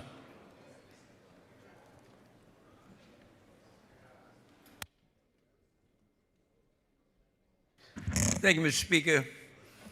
The You gentle have lady, up to 10 minutes, sir. the gentle lady from Junction City has done an excellent job of explaining the nuts and bolts of House Resolution 1000. Now, if anybody needs some good news, it's tree farmers in Georgia. 2025 was a year of bad news, continuous bad news. And 2026 had started out with more bad news. The toughness of it is that 90+% of small landowners, of the small landowners that own 90% of the property, are up against a rock and a hard spot. They literally have a commodity that it takes, even with new scientific ingenuity, 12, 15 years to harvest. And when the bottom falls out the market and you don't have an outlet because you can't export the chips because of some fumigation requirements that the EU has put in place. You can't sell it to paper mills that have closed and moved to Alabama. And you certainly can't make a living letting hunters use it as a stand to hunt deer. It's a difficult time. And this bill, a resolution, will supply some relief. Only crop that there is no break when you harvest it. And that's a difficult time. Now, sometimes it's a little difficult for us to realize it when we see pine trees only when we go to visit Big Mama or on television. But those very same trees that are found primarily in rural Georgia plays a vital role on the environment. And when you think about the fact that if we don't help this industry, from the bottom to the top hurts. I grew up in a community where at one time every community had 1 to 2 people that were in the pulpwood harvesting business. Unheard of now. Then all you needed was a Ford tractor, small truck, and some sticks to hold your pulpwood on the truck. Now you need about $3 million worth of equipment to just be a small operator. We need this desperately in Southeast Georgia. And we need to send some good news to property owners that have gotten nothing but bad news lately. In the area where I live, and as vice chairman of RISE, that represents 8 counties from Screven County to Liberty, and the tri-county development of Liberty, McIntosh, and Long counties, 5,000 property owners were affected by the closing of our mills. And all of a sudden, they don't have a market. Send some good news to Georgia, one of the country's largest producers of pulpwood and chips. With that, Mr. Speaker, I yield the well. Thank you for your presentation. The gentleman knows of what he speaks. Representative Glaze is recognized to speak to the bill. Thank you, Mr. Speaker. And I would ask everyone in here to raise your hand if you have a cousin. If you have a cousin, raise your hand. Well, I just want to talk to you about my cousins. See, my cousins and my uncles live in Liberty County. And for many generations, timber has been their staple on how they lived, how their community thrived, and how they thrived. We're in generations almost down to the 5th generation, and now my cousins, who are your cousins, because they're rural Georgians, and they need our help. They need our help not just because they're beggars. They need our help because they were workers, and they lost their jobs. Because International Paper moved from Riceboro, from Savannah, and there, I believe there's only one place where there's chipping wood right now in the state. I believe that is true. And so several paper plants closing across South Georgia continues to be an urgent need to support our family, our cousins in rural Georgia. They need this tax break to rebuild their communities and to recover. Supporting this resolution sends a clear message that we will not forget our cousins in rural communities. You see, all of Georgia is connected. And when we leave South Georgia out, urban Georgia is affected. House Resolution 1000 recognizes this importance, and we want to stand with that community and those rural Georgia communities. Members, please vote this yes so that all Georgians succeed. And Mr. Speaker, with that, I receive your votes yes, and you can have the well back. I appreciate that. Lady has yielded the well. The best to your cousins. That concludes our discussion on House Resolution 1000. Is there any objection to the previous question being ordered? Chair hears none. Previous question is ordered. Is there any objection to adopting the committee's substitute? Hearing none, the committee's substitute is adopted. Is there any objection to agreeing to the report of the committee, which was favorable to the adoption of the resolution? Hearing none, the report of the committee is agreed to. Shall this resolution now be adopted? All in favor of the resolution will vote yes. All in favor of the adoption of the resolution will vote yes. All those opposed will vote no. And Mr. Clerk will unlock the machine.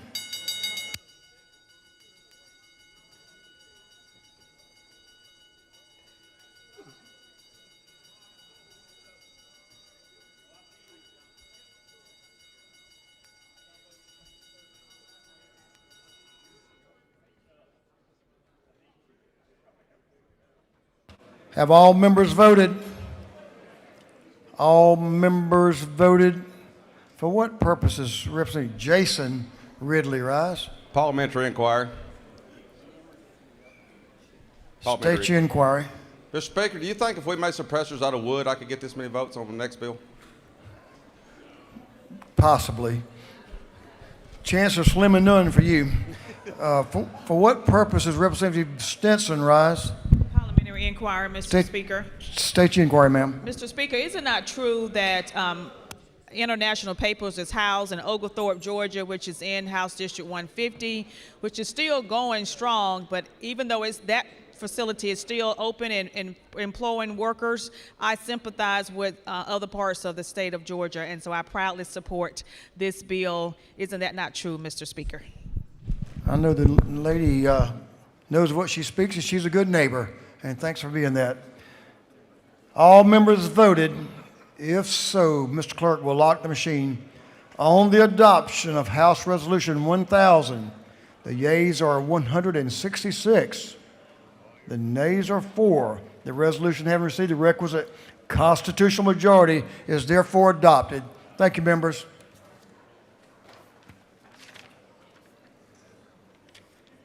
We have a couple of announcements, and we're going to recess for dinner. Chair Lady Camp.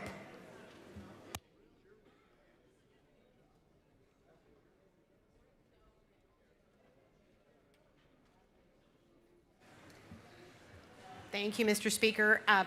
We have been graciously invited anyone in this room who eats gluten-free, specifically for health or for whatever reason. There is a gluten-free pizza party downstairs in room 133. Thank you.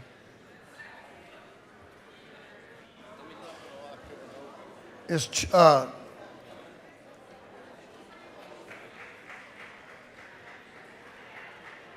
Chairman Parrish. Gentleman is recognized for an announcement.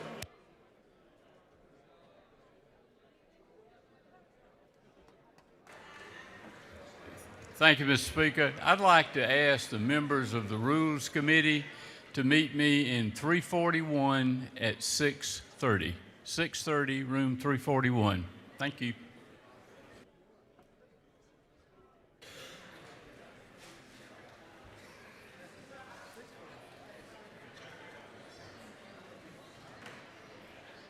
That concludes our announcements.